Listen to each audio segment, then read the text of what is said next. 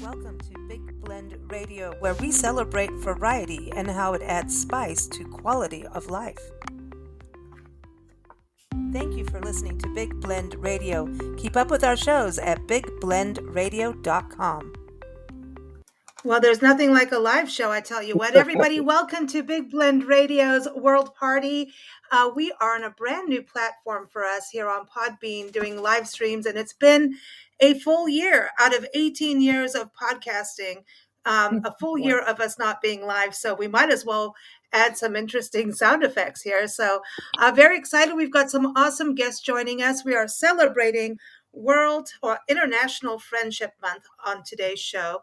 And we're going to be celebrating the arts around the world, friends, of course, food, wine, travel, you name it, a lot of music and books, a lot of good stuff coming on for the show today. So everyone stand still, listen, have fun. Don't stand still. You're supposed to boogie. But you know, our show started off 18 years ago with our Champagne Sundays. We were once a week.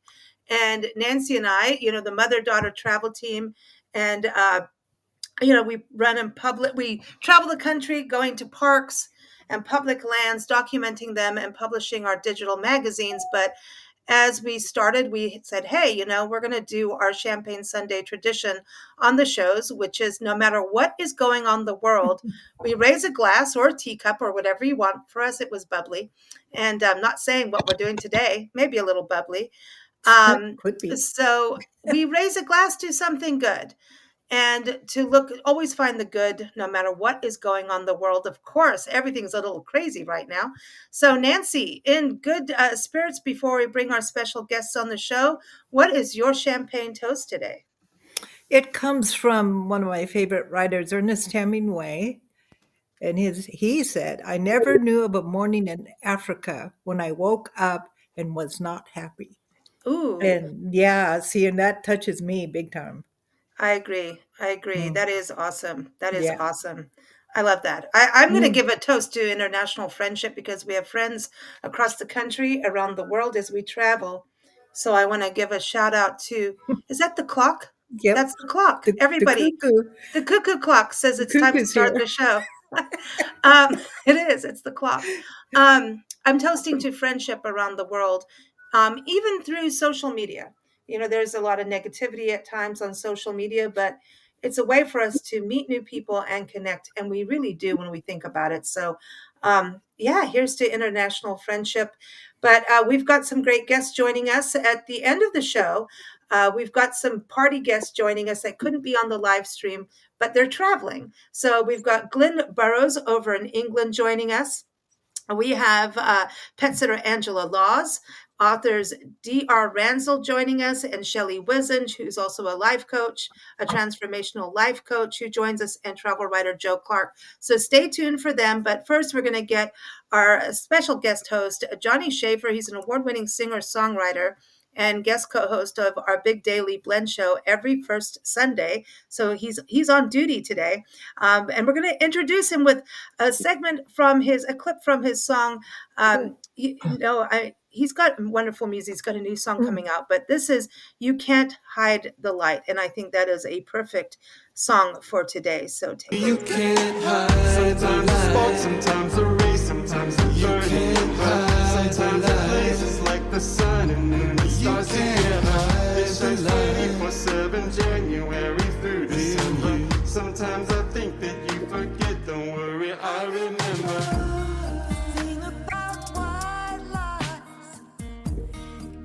You can see right through them. Sing about your rises. All right, so Johnny Schaefer's here. Oh, that's it. Here we go.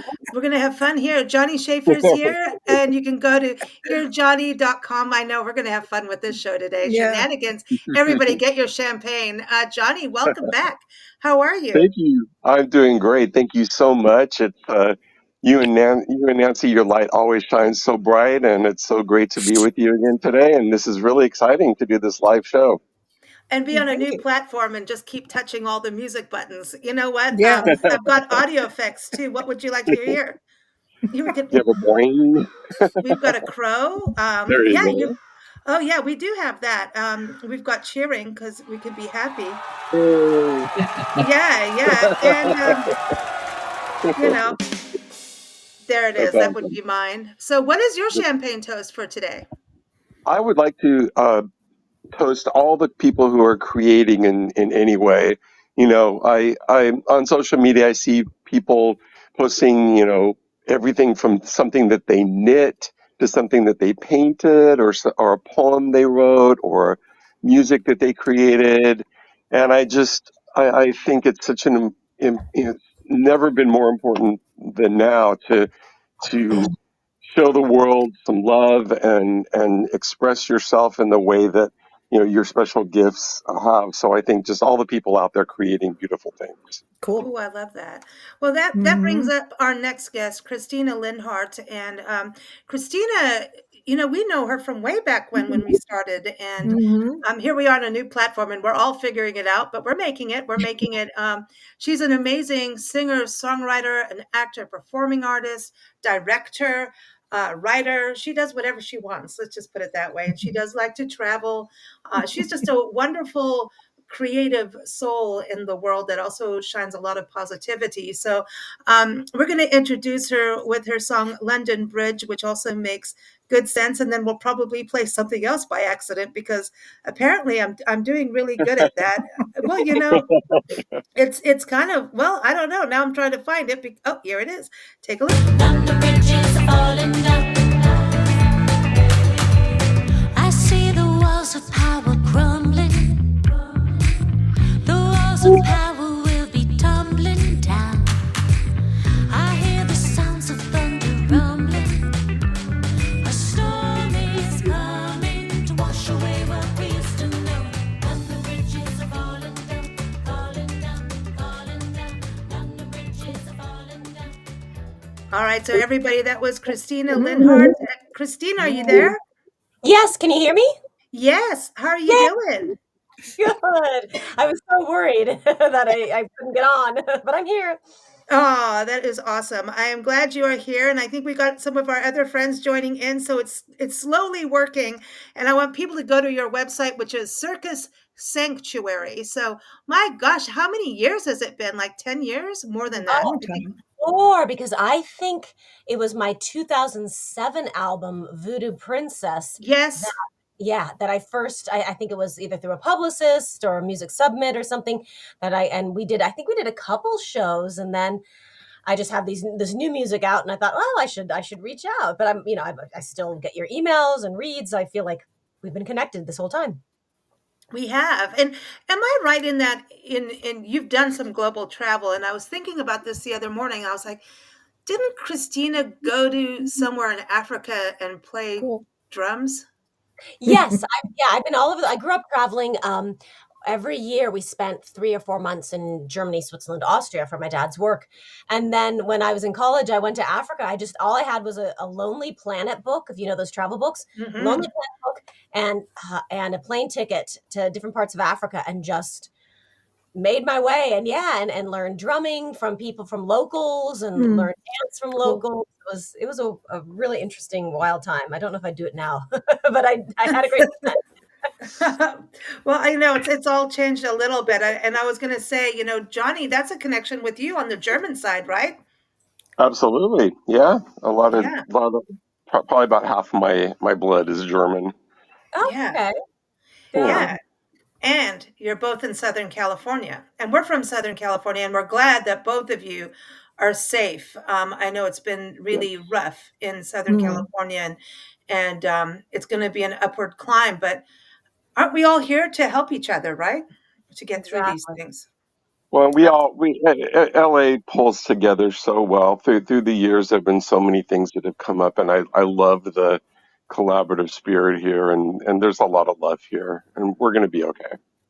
Yeah, I think Yeah. you will.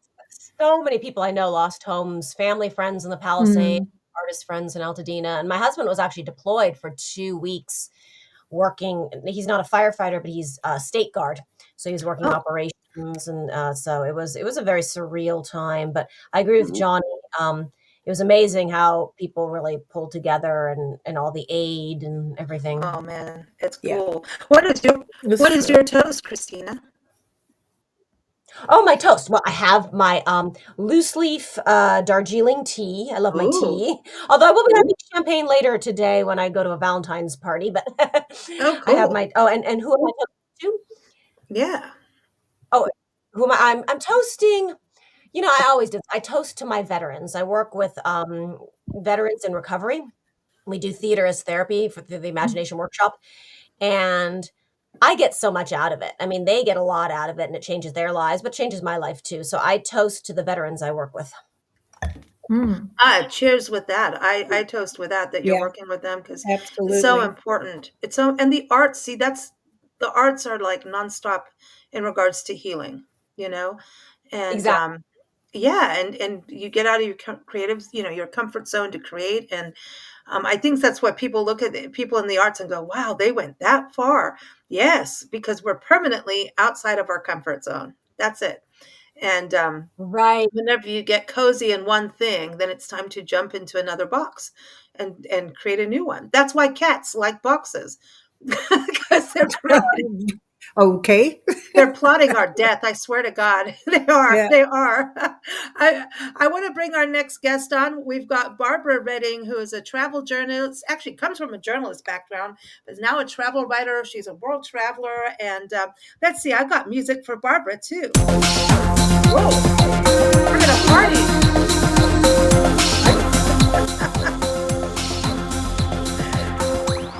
Hey, Barbara, we're going to a rave. How are you? I'm good. I'm actually just back from New York City where they have lots of raves. Cool. Ooh, Unfortunately, we were too busy to go to any, but we had some amazing experiences in New York. And I think of some people think of New York as not being that friendly, but my experience there has always been you meet lots of interesting people, eat lots of exotic food from around the world, and it really is a friendly international experience just being in New York. that's a perfect way to say it. Mm, Yeah, that you've got this international experience, and but it's this metropolis, and I'm dying to go to New York, but I'm scared to, like, hell no. I'm not driving. I think the car has to stop somewhere and I have to fly in and like I'm not driving. I'm scared. I almost remember, Nancy, when we went from Connecticut to Michigan and somehow the sign went New York City, turn right, and I was in that right lane and I mhm. like literally just stopped the car and on an interstate and said, "Hell no."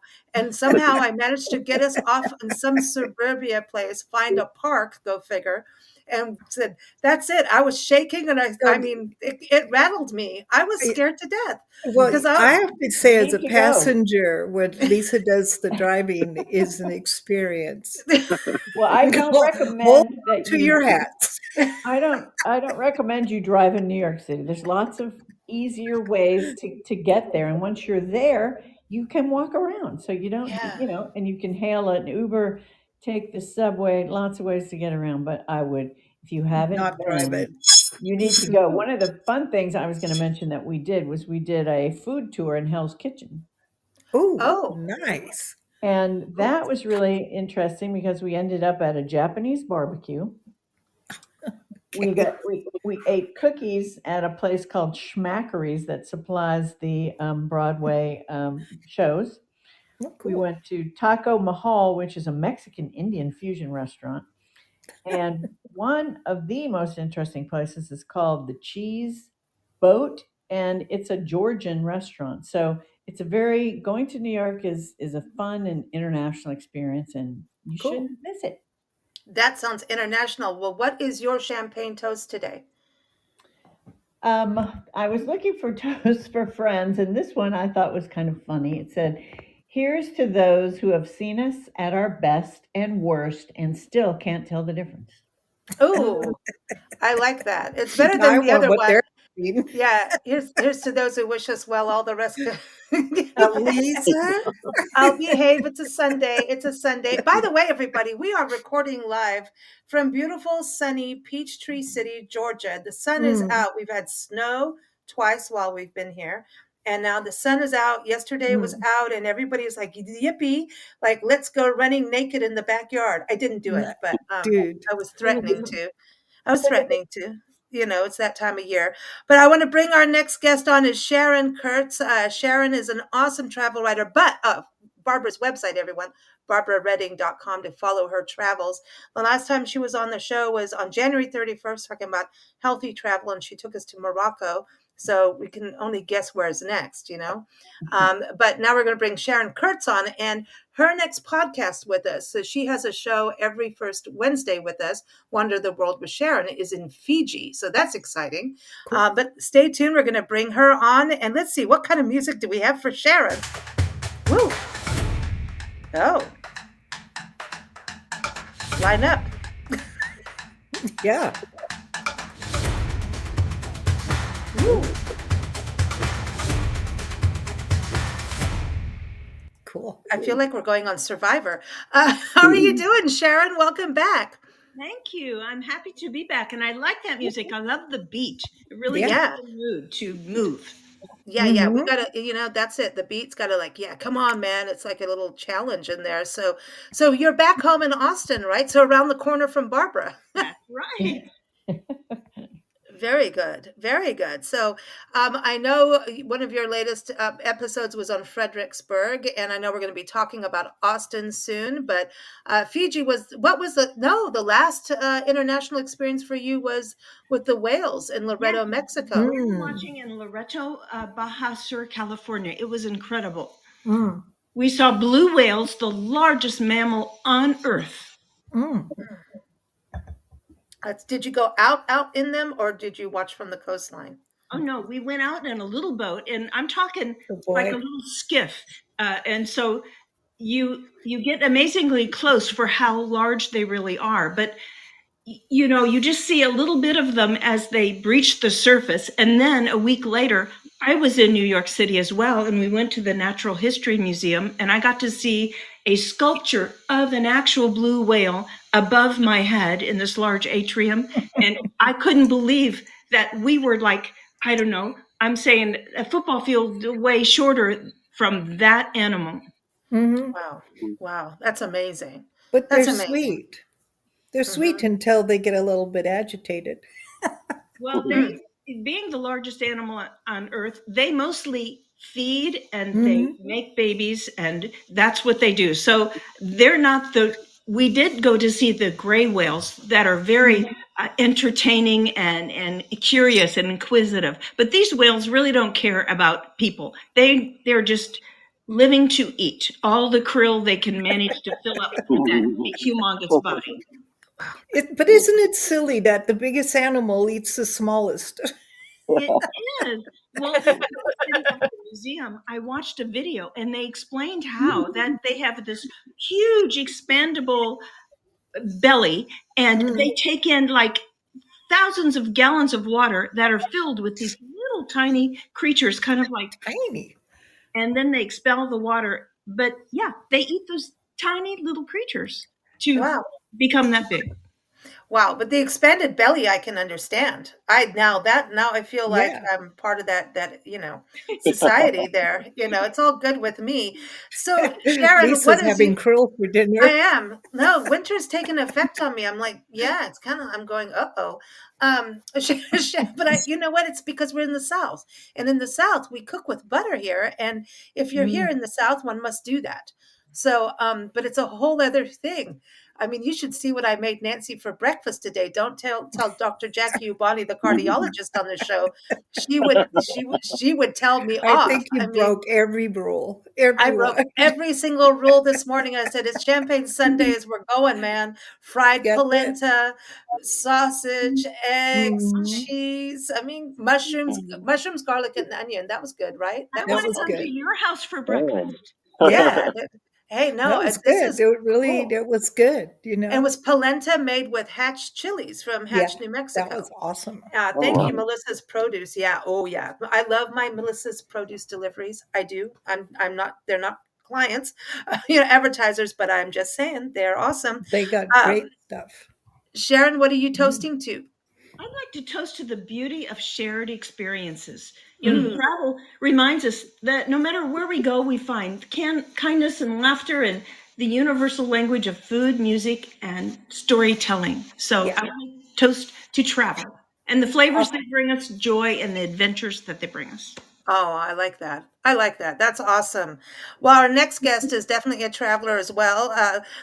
Everyone, SharonKKurtz.com, and that's all with K's. SharonKKurtz.com is a website for Sharon. But our next guest, we were talking about the ocean, right, in Wales, and Lisa Evans knows all about Mississippi. She's the author of 100 Things to Do in Coastal Mississippi Before You Die. She's a travel writer, and she has a new podcast with us too called Journey Jukebox. She loves music. She loves the blues like we do too. And mm, we're having a lot of fun. And she recently came back from a cruise to the Bahamas, where I know she had nice. Bahama mamas, and we're a little Yep. jealous about that. So let's see what music we have for Lisa. This is getting dangerous. Oh,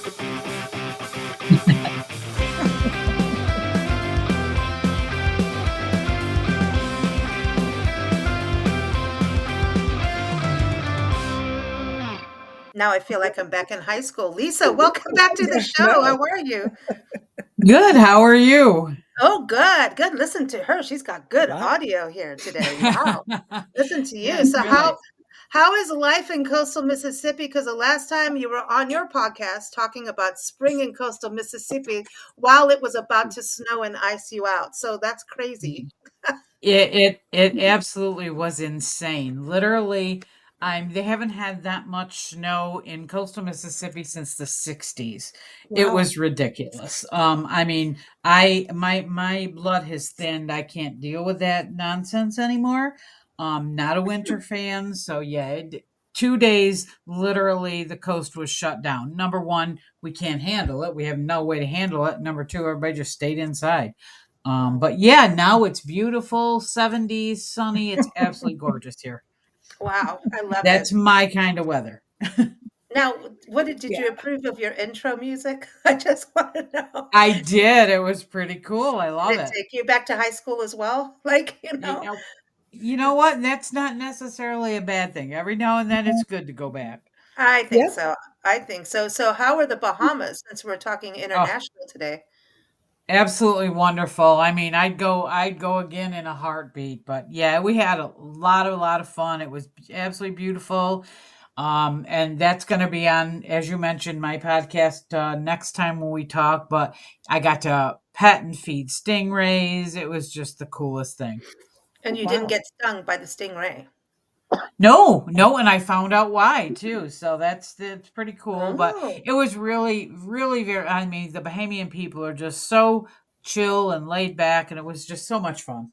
Oh, I know. Last time we were there, we got in trouble. Remember, Nancy? We almost didn't make it back on the ship because we drank too many Bahama Mamas, and then there was Yeah, we music, this live music, and we were like, "Who cares? Just and leave us." this kid, he must have been like 8 or 9 years old, Oh God, an amazing! islander, and he came up and he said, "You're not drinking those right." And he said, "So can you take a swallow of the Bahama Mama, then you put your head between your knees and bring it back up real You fast." have to shake your And head. so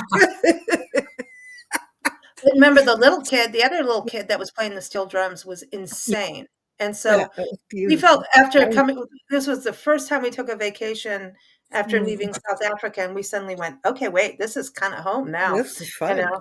So that was fun. That was fun, but everyone, Lisa's podcast is the 3rd Tuesday of every month on bigblendradio.com, and you can keep up with her at writerlisa.com. What is your champagne toast?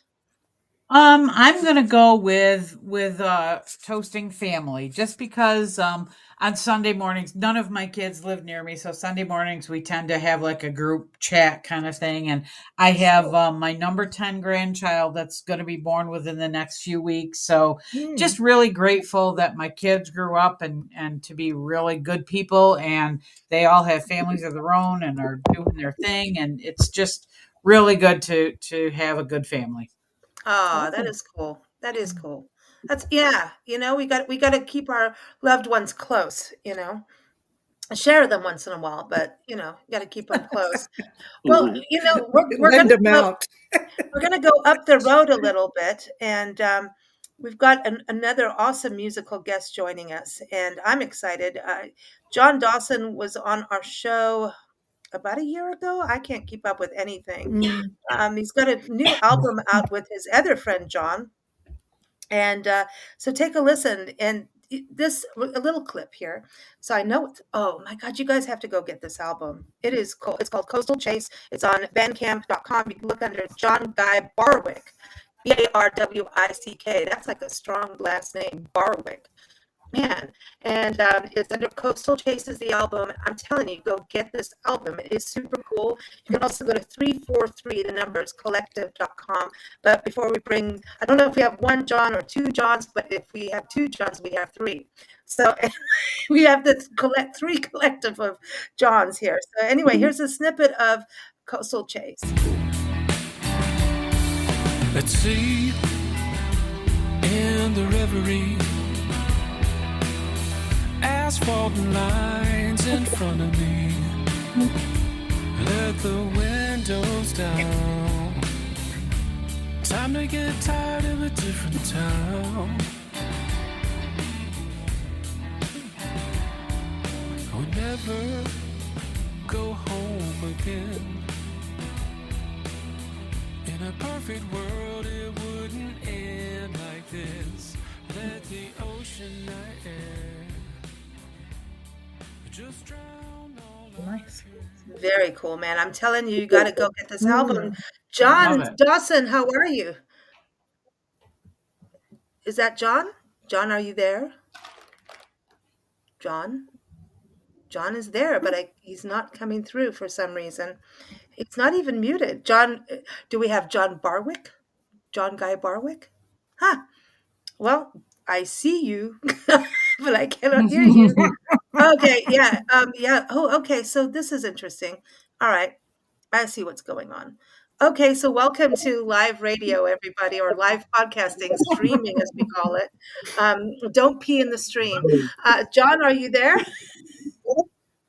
John and Ooh. John are here. Oh, we got. Oh, So we okay. have the trifectas of Johns. We've got. This is great. We've got a Johnny Schaefer, a John Dawson with no H, and then we've got John Guy Barwick. John Guy Barwick, where did you get your name? That's like an outstanding name. Pennsylvania Dutch. Oh, oh. Wow. Do Hello? you do the polka? I just Lisa. well, I always ask that about people if they come from Pennsylvania. Do you do the polka? And everybody thinks I'm weird. Come on now. Can't imagine. Say that again, John. For a certain Wow. price, for sure. Ah, so now how let's get John Dawson on, because John, you were on. Was it a year ago that we were on together, or a year before that?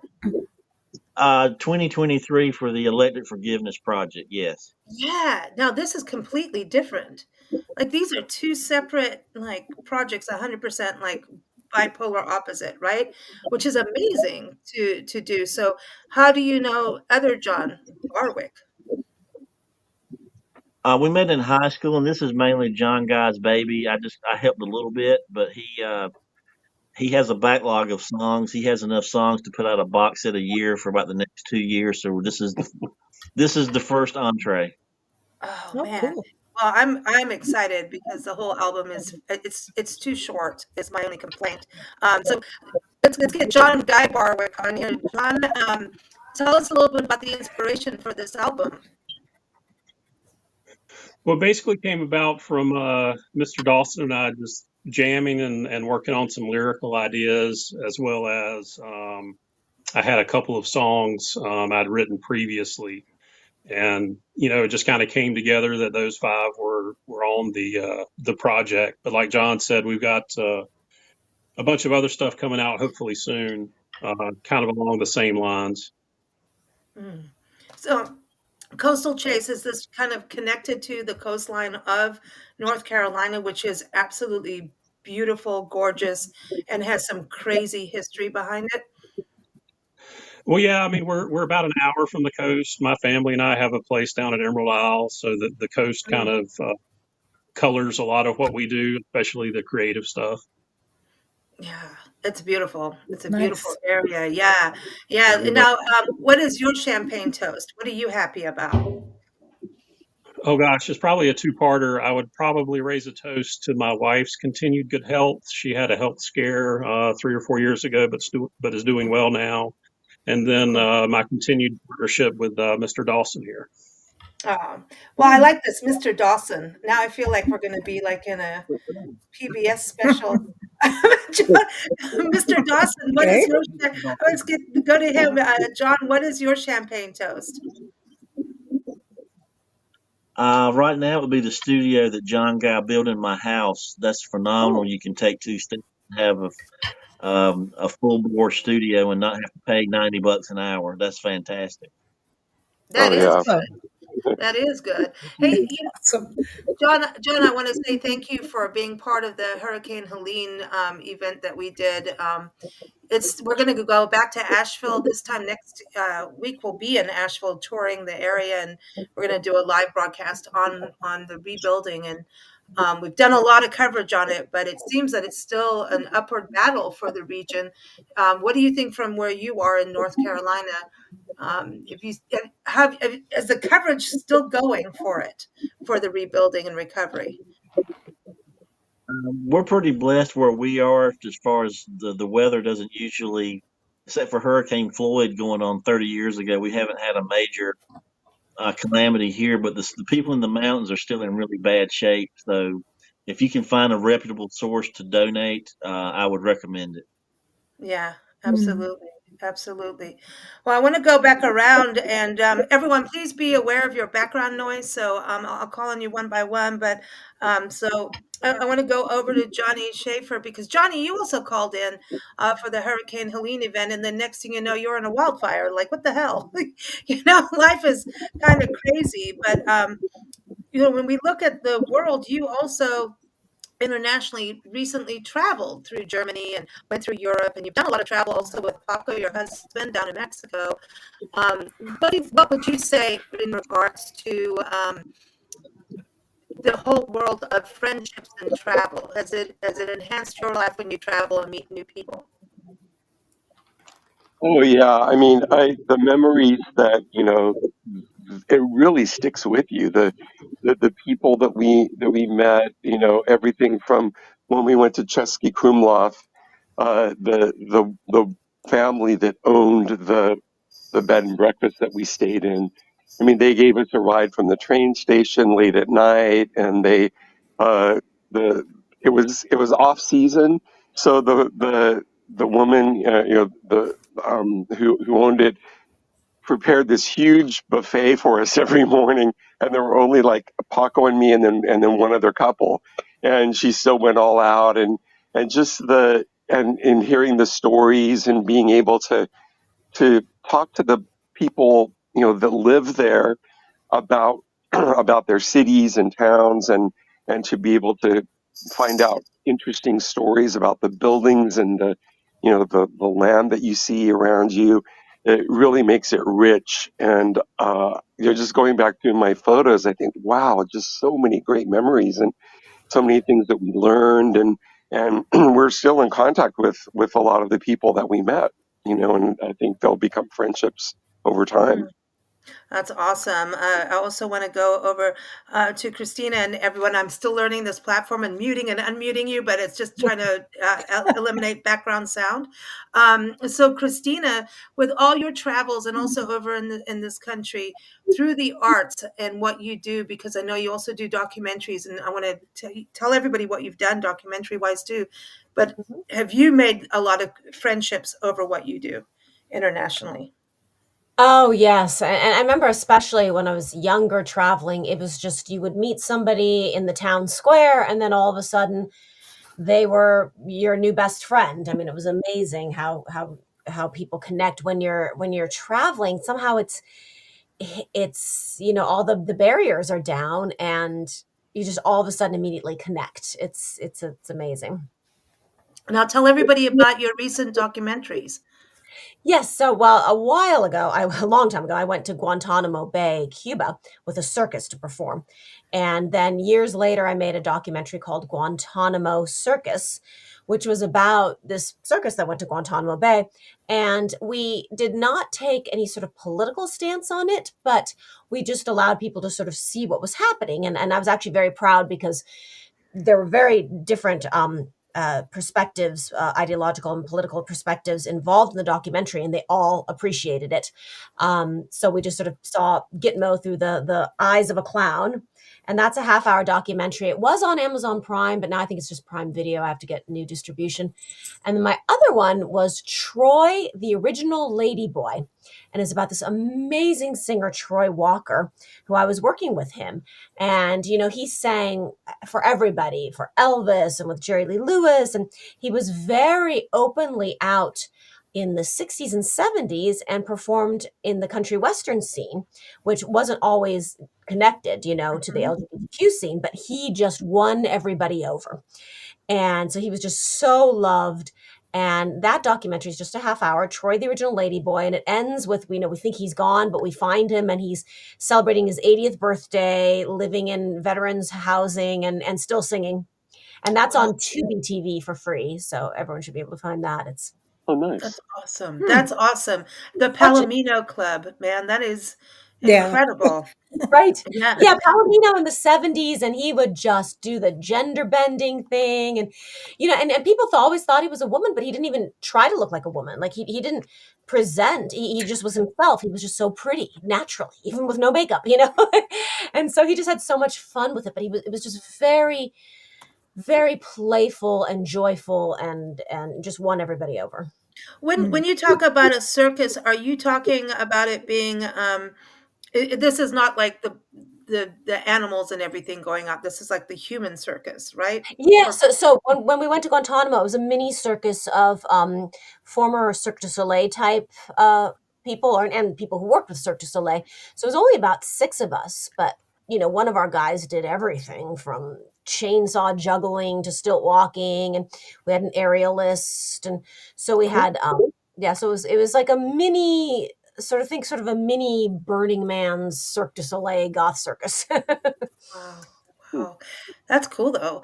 I was just thinking back to the Palomino Club that we just did an interview with the director of Studio One Forever. It's about Studio One in LA Oh and yeah. what happened with that. And I'm wondering if that had to have made it like through the fires, I hope, because it was more downtown, I think. So Oh I'm yeah, just there's nothing in it. Only the Palisades and Altadena burned down. I mean, a lot of homes, so an unprecedented amount of homes burned. But as far as clubs and things, the rest of the city is fine. I mean, there were little fires that mm. sparked, but no. I mean, the Magic Castle was because then we had a little Oh someone went. man, that was scary. That was Yeah. good, yeah, and Erica Larson, she's the, daughter of one of the founders. Our founders have now passed away, so she's, like, the next in line, and she went down there with some staff and some magicians and just sprayed and sprayed and sprayed, and they were able to save the castle. That's Wow. awesome. Do you go to the castle? Yeah, Like I'm a member. I perform at the castle. Yeah, since last we've done our show, I was performing regularly at the Magic Castle. Cool. I'm there a Nancy, lot. you've been there, right? Yeah. Yeah. My brother and I used to sneak in all the time. Oh, good. Good. Well, the Magic So fun. Castle, our friend Kathy Groover, who's been on the show for years too, she's part of the Magic Castle. I think she's on the board or something now. Anyway, that's her thing. Like, Okay, yeah, I know her. Yeah, I know her name, or we're yeah, connected one she way. does. Her and her husband do trapeze, and yeah, it's a small world. It's a It's small cool. world. Yeah, yeah. It's a great venue, and when we used to sneak in, we always got caught. And they always ask us, "How'd you get in here?" And we go, "It's magic." Houdini. It's Houdini. Johnny, have you been to the Magic Castle yet? I have, and my former choir director at Cal State Fullerton, Dave Thorson, used to perform there, and he would have students come. And then my friend Steve Ropvogel also performs there, and so I've been able to go through them, and yeah, it's a great experience, and it's a Yeah, really cool it's facility. cool. It That's was awesome. weird. All right, so I'm going to see if Barbara, have you? I want to go. I'm going to go. Let's go in the circus. Let's have some fun here. But Mhm. my thing is, I don't want animals to be hurt. So Yeah. that's the thing. That's why I ask, because animals have really been abused in circus Yeah. for years, and Right. that's something we don't support here. But Barbara, what about you? Have you been to any circus acts? Have you been to the Magic Castle? No, I haven't. I guess in listening to you talk about the animal abuse situation, one of my more interesting experience was when I was traveling in India and going to a place where they basically rehabilitated elephants that had been abused. Now, Mm. this was some of them had been circus type animals, but Mhm. mostly they were beasts of burden in Mhm. India and, not fed properly, not treated well. So it was a real eye-opening experience to visit something like that, which then, I mean, I hadn't been a big fan of zoos, and I'm not, well, not so much zoos, but Mm. circuses because of that. But kind of seeing Mm. what happens to animals that aren't treated well is a very traumatic experience. So Yeah. It's awful. Yeah, when we were in Colorado, there's the Wild Animal Sanctuary, and this is a place that is insanely cool. They have two Mm. parts to it, and we went to the one where it's open to the public.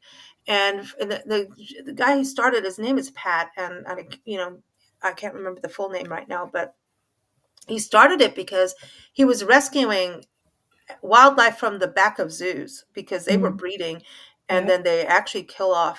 This is way back in the 70s, so Mm. I'm speaking about that time and his story, so don't come after me.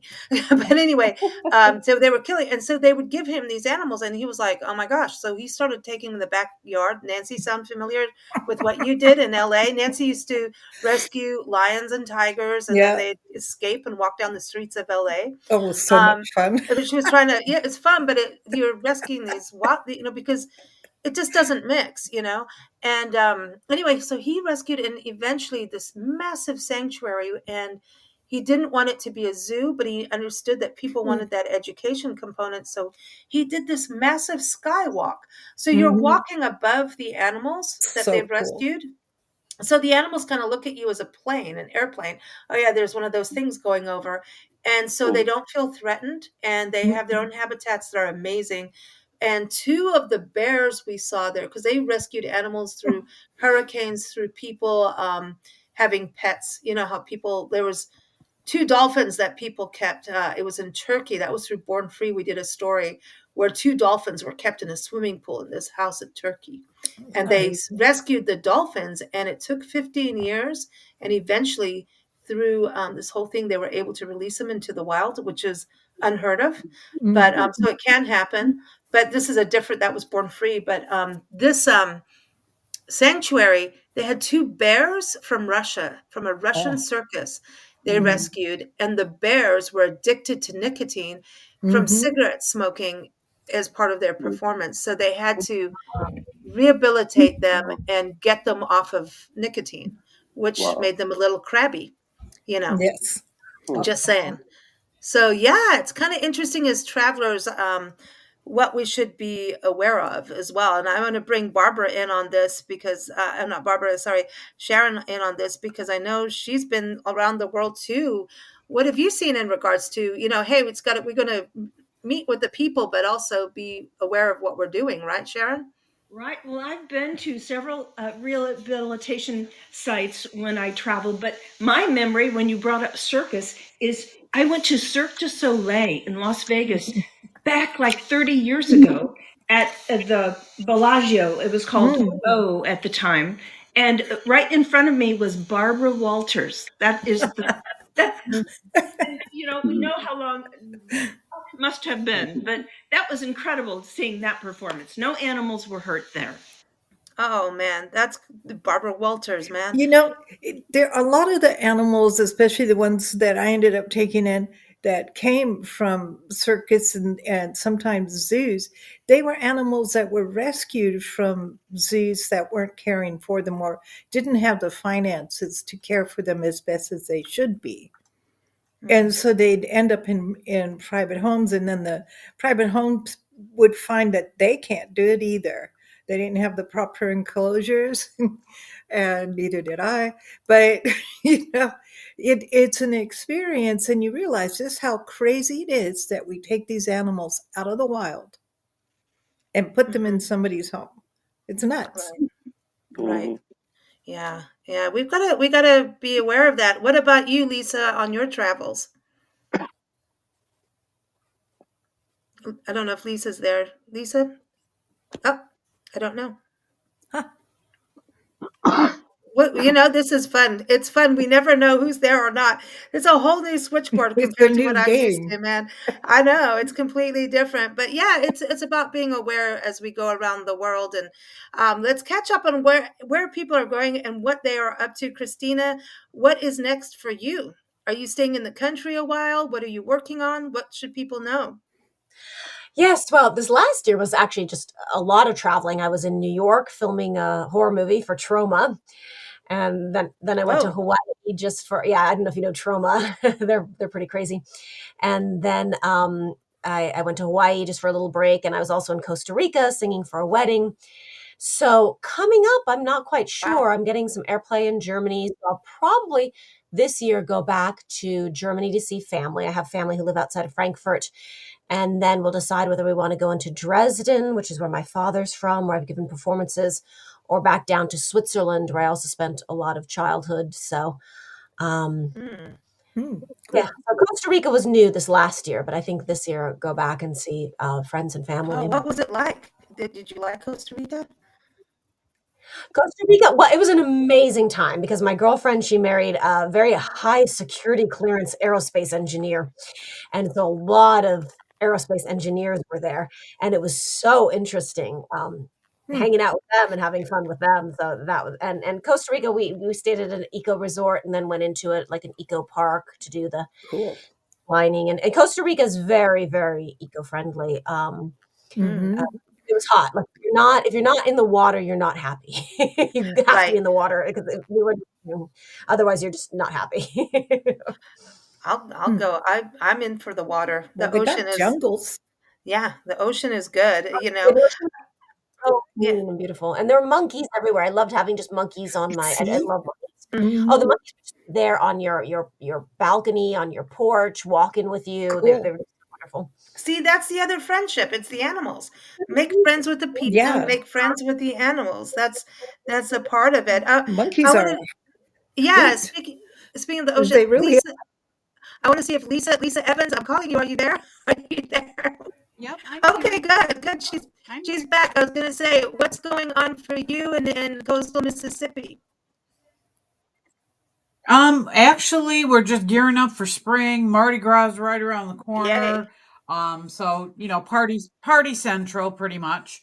Um, so then we'll go into hell hot summer and move on. As far as where I'm going, I've got a couple of domestic places that I'm headed, and then at the end of the year I'm going on yet another cruise. So that will be to Belize, Cozumel, and Costa Oh Maya. my. Hmm. Okay. Hey, can we come with you? Sounds good. I like Yes, absolutely. If you want to come with me, I got cabins reserved, so Oh wow, absolutely. that's awesome. That is awesome. So I like your destinations here, and I want to go. Barbara, where are you going next? Oh, Barbara's muted. I'm looking at this. Let's go to Sharon. Sharon, I know where are you're on your way out again, right, Yes, Sharon? in about less than 6 weeks, I'll be headed to Japan Ooh. for a cruise and then a 14-day small group tour around Japan. So I'll be there for almost a month. Wow. Wow. Oh my gosh, we're gonna miss you, really, and but we'll follow you on social media. What about you, Barbara? Where are you going next? What's next for you? I'm actually have a couple things in the works, but nothing firm right now. Scandinavia and Switzerland are in the works, so we'll Hmm. let you Oh, know when things are confirmed. oh man, you and Christina might bump into each other in Yeah. Switzerland. You have to have chocolate and Great. cheese. Yeah, Love And chocolate and cheese and mountains and it's fondue. wonderful. mm, Yes. Yeah, Johnny, have you done Switzerland yet? No, Paco was there this last time. I still have not been there, but I see all the photos all the time. It looks so beautiful. I'm hoping to Mm. get there someday. Yeah. That's awesome. That's awesome. Well, a lot going on. I'm going to reel this in and thank you all for joining us. We made it through a little bit of this and learning how to do this new system. So I want to thank listeners and everyone for joining us. It's always new. There's only one way to do something new, and that's just to jump in. And we're going to fine tune this as we go, but we'll be doing more live streams. Like I said, we're going to be doing one on Thursday, the 13th of February, focusing on the recovery of Asheville. And I know, Sharon, that's the same thing. I just interviewed a musician, Pete Delmo. I pronounced his name wrong last when I interviewed him, and I'm going to do it wrong again. But he was in Lahaina during the fires and had to escape uh, through the fires with his guitar in his back. Him and his girlfriend ran and had to hitchhike to the airport to get out, which is amazing, right? Um, but you were doing a thing on Lahaina and Maui, and he was one of the people who were uncertain of whether or not to go to Maui. And from what you learned over there when you went back again recently, is to go to these places, right? Travel and helping these communities is through travel. That is right. Be uh, observe. Don't be put yourself in a wrong place, but go to Maui and support the people that way. Hmm. And I think even for LA, that's going to be so many businesses, homes are destroyed, but businesses too, restaurants and things like that. But um, there comes a time when you can go back and recover. Tonight is the Grammys. I think, Johnny, the Grammys are going to help tonight, don't you think? Yeah, it's all about the fires this year. They're gearing, even all the parties have been fundraisers for the victims of the fires. Many of the people in the Recording Academy were directly affected by it, so that's the whole focus this year. Mm. I love that. It's because but again, there's all these. I know Music Cares is one you can donate to for LA for Yeah. musicians. Red Mhm. Cross, the World Central Kitchen, all of those great places. But again, if you can do something directly, it really helps because Yes. then you know where your money went. If you can support I want to say go to genealogybyaaron.com. That's ARYN. Erin Younglist comes on our show too. She's a genealogist and she's working with other genealogy people and anybody doing family history in LA because so many people lost their family history records, photographs, Bibles with their things in there, all kinds of things, journals. They lost their notes in these fires, which is something I've never really thought about other than, oh, we lost our family photos.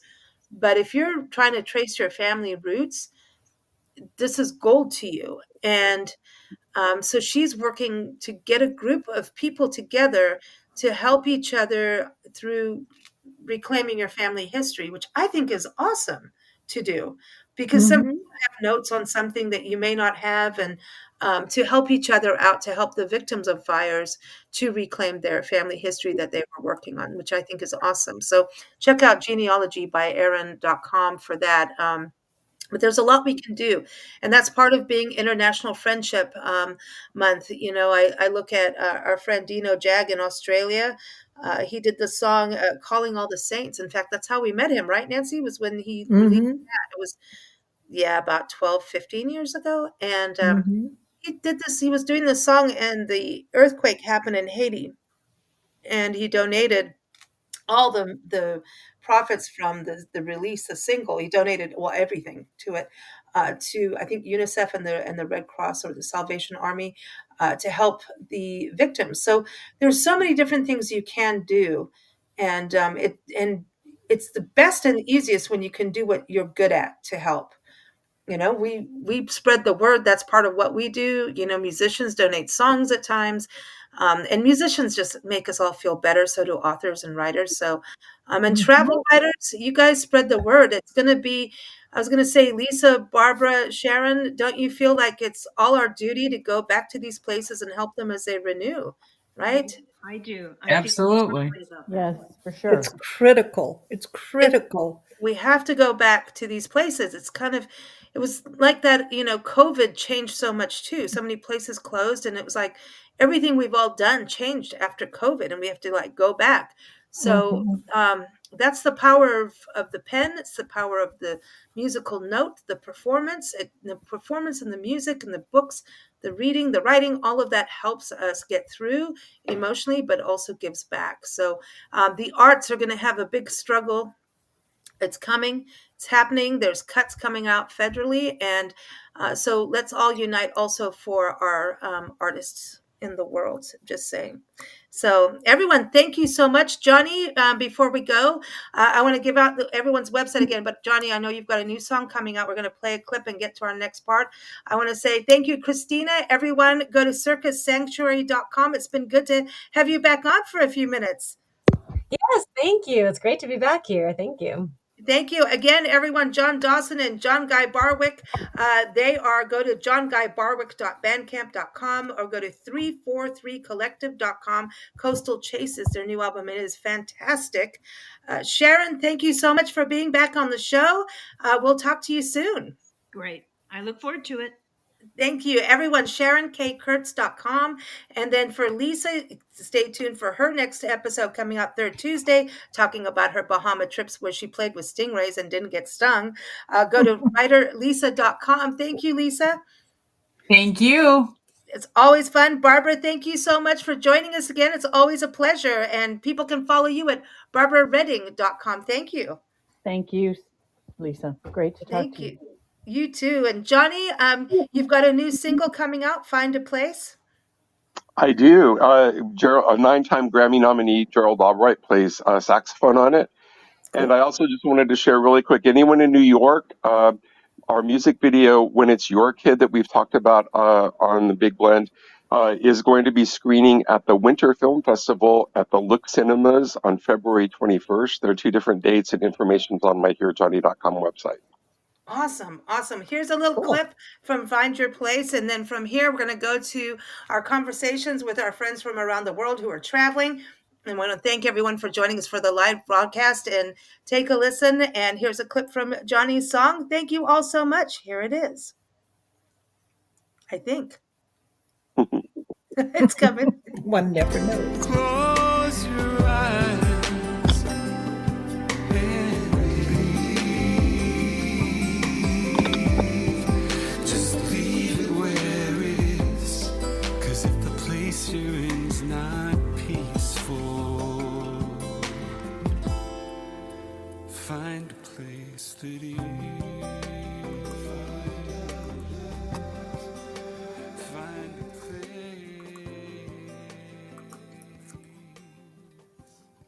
Always wonderful. Johnny's always got some motivating and positive music. So here we go for our next segment. Stay tuned and enjoy. Thank you all.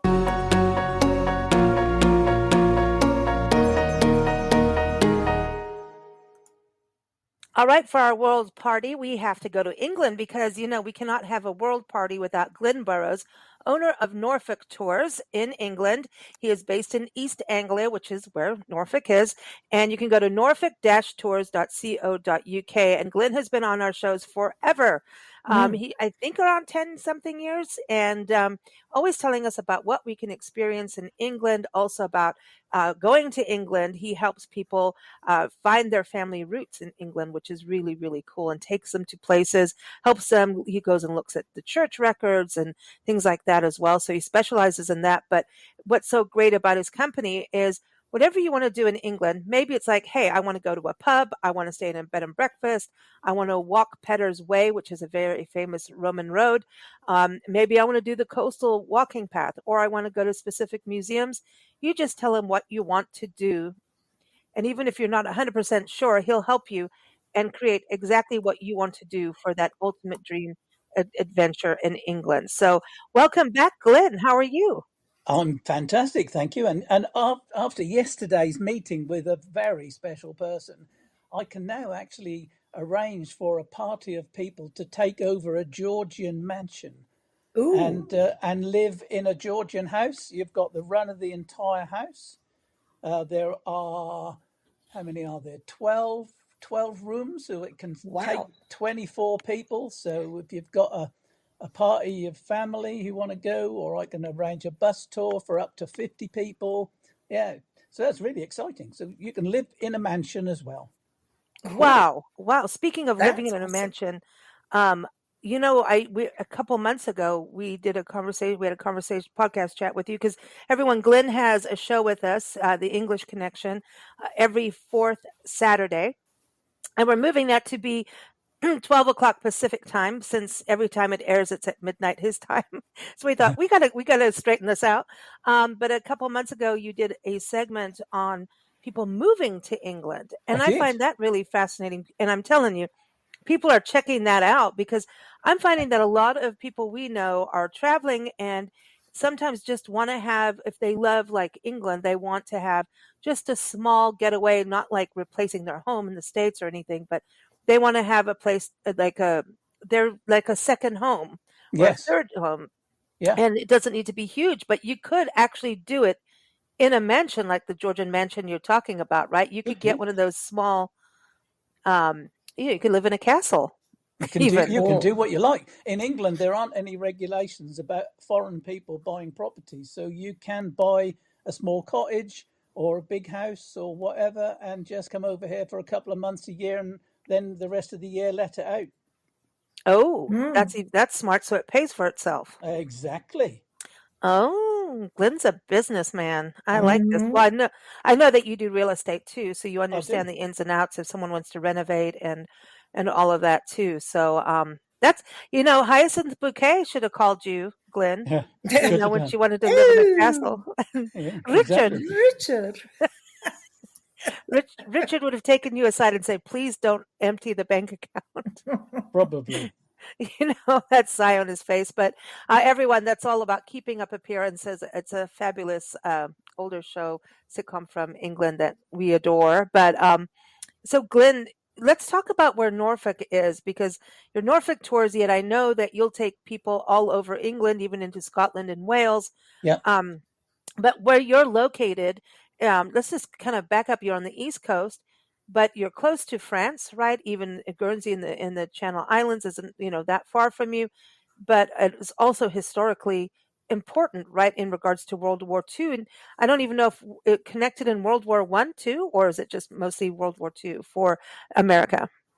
For Mm. America, it was mainly World War II because the Normandy landings happened obviously in Normandy, which is on the northern French coast. And, although you say we're not far from there, I mean, England isn't really far at all, is from Europe. I mean, we're just a hop, skip, and a jump, really. And, it's so easy to get to France. I mean, the other year, I mean, some time ago now, but my wife and I left here and 12 hours later, I was walking through the door of my old French pen friend's house in the Loire Valley. So it only took me 12 hours to get right in the middle of another country from my Mm. back door, you know. Right. And, Hmm. and talking about world travel and world connections, my old school pen friend Patrick, I've known him since I was 12, and we're still in touch, and Cool. his daughter is roughly the same age as my daughter, and he's got grandchildren, and so have I. And we've now known each other for over 50 years, and well over 50 years.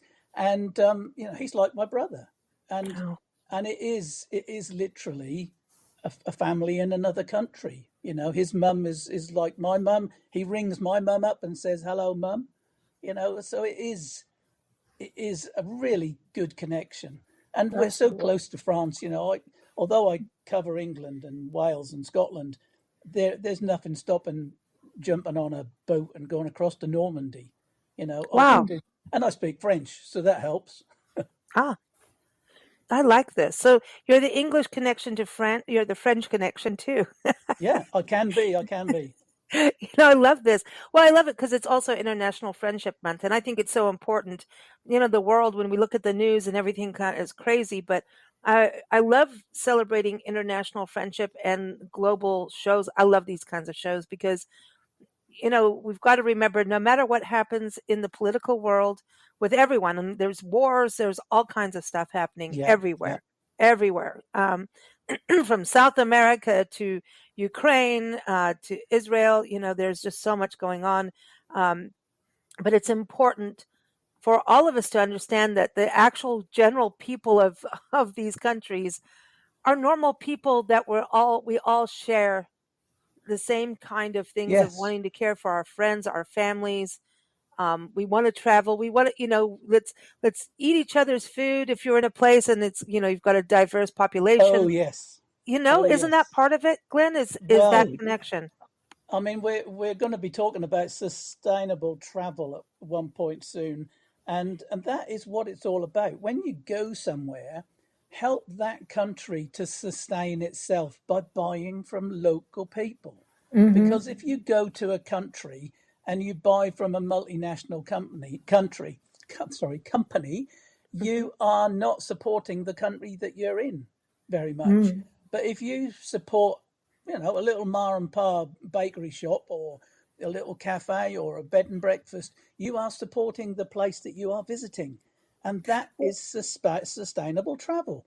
Well, That's what not it's all only about. that, that's the best way because you get the real deal. Exactly. You actually get to taste the real Yeah. food, the real drink, the real cheese Yeah. scones, you know, the real ice creams, the Mr. Whippies, but you actually get real food, real service, and Mm-hmm. you get a taste of the real place that you're visiting. And Right. that is so important wherever you go, even if you're in your own country. When I go Mm-hmm. to Wales or Scotland, I eat at a local bakery or a local tea shop or a local Mm-hmm. hotel. I don't go and eat in a McDonald's. Sorry, McDonald's, but I don't, you know, because Yeah. I want to taste real food. Right. It's part of the whole Adventure. visit. Yeah, of Yeah. course it is. Of course it Well, is. a lot of people I know that travel, the first thing they want to know is what restaurants to go to, Yeah, and want to know, like, when they go to a restaurant, like if it's a Scottish restaurant, right? They want haggis that isn't packaged. They want to have the real deal. So they want to yeah, know, is this the right restaurant to go to, so that when I taste exactly. something new for the first time, that I'm actually getting The the real real thing. thing and not Yeah, tasting Mm-hmm. packaged thing. Then you come out going, "Ooh, that was awful." And yes, yet it exactly. probably was just because it was packaged and frozen and shipped, and some big corporate dudes Quite. with an S Dude. made all the money, and the local people only got a teeny percent. Whereas when you shop with these local merchants or restaurateurs or whatever it is, local tour guides like Glenn, that money goes to that merchant specifically, who divvies it up Yeah, throughout the community, and the exactly. kids And keep and it. funnily enough, I'm going to work with a Scottish hotel. Well, it's a big, it's a national company, but they have small hotels all over the country, and I'm working with them. And I'm working with them in their Scottish hotel as well as their Welsh one. Oh, And one cool. of the things that I'm looking at doing in Scotland for them is to arrange a haggis making day in a local butcher's, Oh, Oh, cool. wow. and then Wow. we actually sit and we have a proper meal and we eat haggis that we've just made. That is what Cool. it's all about, isn't it? That's awesome. I I want to love that. I want to do that. Listen, I want to make the Scotch eggs. I have a thing for Scotch eggs. In fact, I'm going Go to try for and it. make them, but good luck on that one. That's probably Yeah. not gonna happen. Let me just get real. That could result in explosions in the kitchen. No, but no, no. but I love that, Glenn, that you bring that up, because also when you do those kinds of activities, you're interacting with the locals and you Yeah, start to have conversations about family, friends. yeah, Oh, this is how we do it in our country. Like, you may be cooking the haggis or chopping this up this way over here. We do it here, and this is how we prepare it. So that creates an international friendship, which is really what travel is about at the end of the day. of We course can it go to the is. monuments, all the history sites, we can go, but you remember the people you met and those connections, I think, even deeper at the Yeah, end of the day. You know? I think that is the most important thing. Wherever I travel, I like to make local friends. Mm. So I want to ask Nancy before you go. Nancy, if we go to Norfolk, because we're going to go see Glenn, right? Um, Mm-hmm. what is one thing you want to do in England? when we go over, just so we can start getting Glenn to make this list for us, because we know it. He may be taking us around for like a full year or something. You never know by the You time never we've know. had all these conversations. But what do you want to do? I like to see historic monuments and read the plaques and see the statues and get a sense of how the country brought itself up, if I can put it that way. I Yeah. love I like the history part because it tells you who the people are, you know? And I think it's important. And if you understand the history, then if people took time to understand the history of each other, there would hardly be any fighting. Mm, You yeah, wish. yeah. Hmm. Well, I want to go on Peddar's Way. I want to walk the whole thing. I don't know It how is. that works. Yeah, I mean, some parts of it are on a road because the actual road has been made along the track of Petter's Way, but there is a lot of it that is still just a footpath that goes through the middle of fields, which is Cool. gorgeous. Really is And this is lovely. all where this is an ancient Roman road. Yeah, yeah, this is a Roman road. Yeah, Wow. And I want to Cool. do that. I want to do it because all the photos and everything you've done and talked about it. So, and I want to do the coastal walking. I want to walk England. I well, want to there's do lots of all. walks. I want to walk. You know what? I kind of have this thing in me to just. I don't know. I dream about it. Actually, I dream about a little cottage on the beach in England all the time. I don't know what it is. I don't know if it's from a past life or if like a ancestral thing, or I just remember the coastline. But I want a cottage on the beach in a natural area, not like a seaside. You're not like Blackpool. You know what I mean? Yeah, yeah, Nothing against Blackpool. Blackpool's fun, um, but I mean out in nature kind of thing, yeah. and I could arrange that for you. drama. I want the coastal drama. I want the rugged cliffs. I want to go find dinosaurs and mammoths like other people do. Well, But yeah, I you want to can do walk that. the entire perimeter, like the entire, like the Wales coast and the English coast. I want to do that as like, I just want to keep doing that. That'll I take don't you a know when I'll while. work, but I That'll mean, take. Well, I mean, you could do that and broadcast at the same time. Yeah, no problem. yeah, I'll be fitter then. You won't hear me So I'll heaving like, see you. you I'll know. see you what in a couple of weeks. All right. Yeah, I really want to walk those paths. I think it just seems so, where Nancy talks about the history, I want Hmm. to walk through the history and I want to be Hmm. able to go. I Exactly. think these walking paths are so cool because you're connected to the communities as well. So you can go in the community, you can visit a museum, you can stay at a bed and breakfast, you can go to the pub, Yeah, you can go to the tea shop like Glenn was talking about in his last podcast. By the way, that yeah, was funny. Glenn on his last podcast, his lights, he didn't turn his lights on because it was daylight and then it went dark. And he went dark during the podcast on our YouTube thing. Go check it out. It's fun. But sorry, Glenn, I'm still laughing at it. All of a yeah. sudden Well, Glenn went dark. But yeah, I think those walking paths are like Nancy wants that timeline.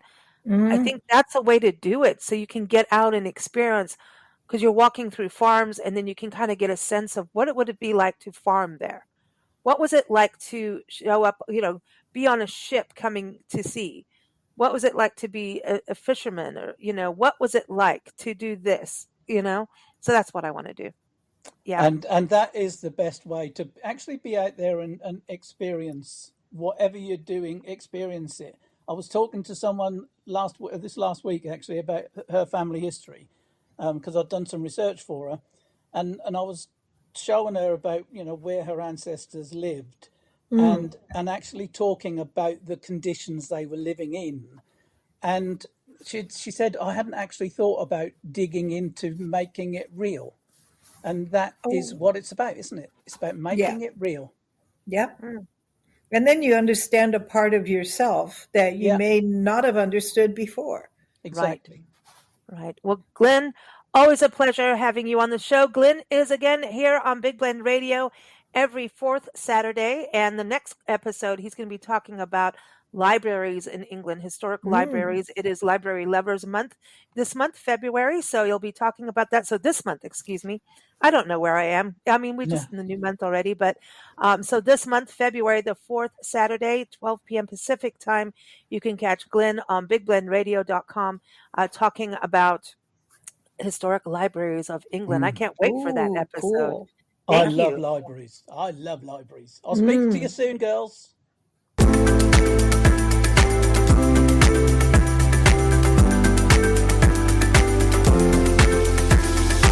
Well, we can't celebrate International Friendship Day without Shelley Wizen. Shelley Wizen is a transformational life coach.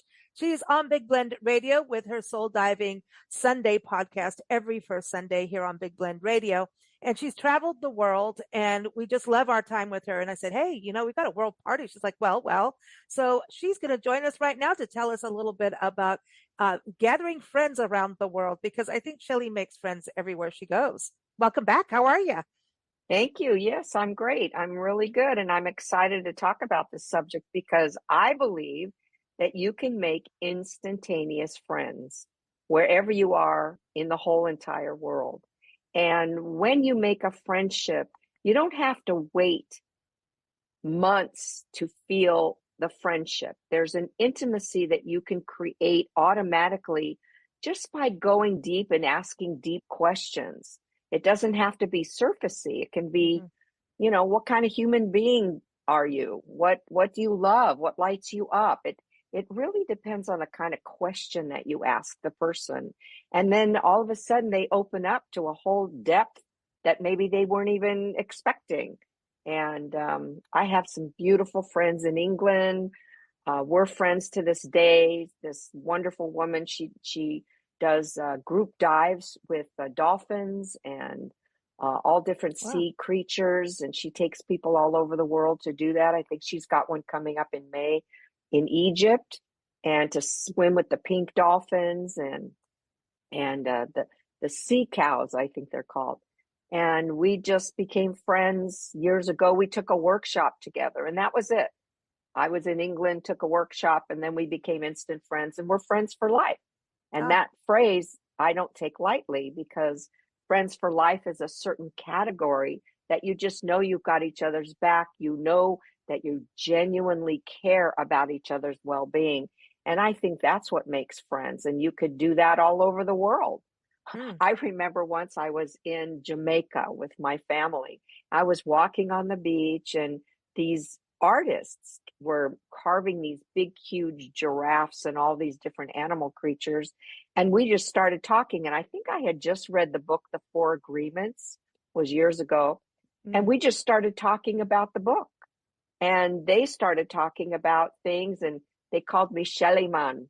Hey, Shelly Man, we've got some ganja, Shelly Man, So I, participated when in Rome, and we became great friends, and we corresponded for years, and to this day we're friends. So it's just, you can make friends anywhere, anytime, any place.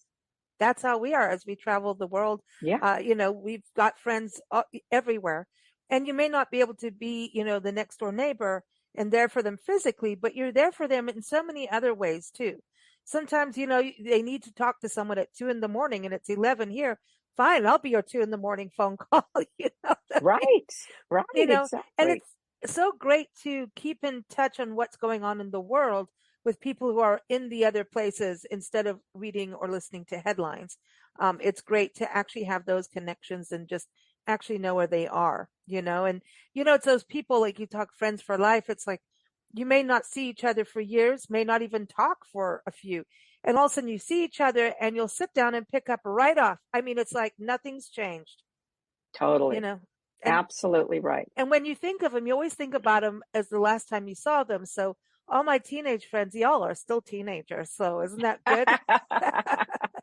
We all are teenagers when yes, we are. That's We are. so I like true. it that way. But that Yeah, is me wonderful, because too. you've traveled all over Israel, Peru. Yeah. I mean, everywhere. It's China. Mexico. Yeah. Yeah. Everywhere. Yeah. Many, many places. I mean, I think what started it was buying that one-way ticket to Europe, and when I was 19, and hitchhiking through Europe for 6 months. So we made friends everywhere. And as you say, you don't have to see them every time, but Yeah. you feel them, you know them, and when you pick up the phone or do an email, all of a sudden you go, "Oh, hi," and then you just pick up where you left off. Well, I that just love happened that. with a friend. I was just thinking of them, and out of the blue, they text me. Weirdest thing, and I was thinking of a friend the other day, this is more on the sad side, and I was like, gosh, I have this weird feeling about him. I get a call, I'm in the hospital, and the time I thought of him is when he went into the hospital. Isn't that wild? Like those kind of Yeah. you. I believe friendship has. I think we still need to learn more about our connectivity with people because sometimes that kind of synchronicity tells me there's far more that we have to learn in the world. Hmm. So I And we're love that. connected a lot more than we think we are. Yeah, And absolutely. when somebody does pick up the phone or picks an email or texts you or something out of the blue, is it out of the blue? But there's a connection, there's a synchronicity that happens between you, and it feels great. Just feels It great. does. I Yeah, love it. I I love do it. Well, too. Shelley, happy International Friendship Month and Self Renewal Day. And that's what her podcast is about today, February 2nd, is Self Renewal Day. And one of those things is take a look at your friend portfolio. It's to take a look at your friends and go, hey, maybe pick up the phone, because that can Totally. give you a sense of renewal. Because good friends like you, especially like high school and college, they know what your dreams, your goals, your aspirations were, right? And so it's a good way to kind of regroup on that spark of youth. Yeah, Totally. friendship is the fountain of youth, I believe, because you get to I laugh at things you're not supposed to. Yeah, it's great. It's just great. You accept each other for who you are from one human being to another, and you hold the space for each other to be the way you are and be who you are and live those dreams and support each other in those dreams. I love it. Everybody, Yeah. thank you so much for joining us here. ShellyWisson.com is the website to go to learn more about Shelly and catch her podcast there that comes out every first Sunday. Take care. Bye.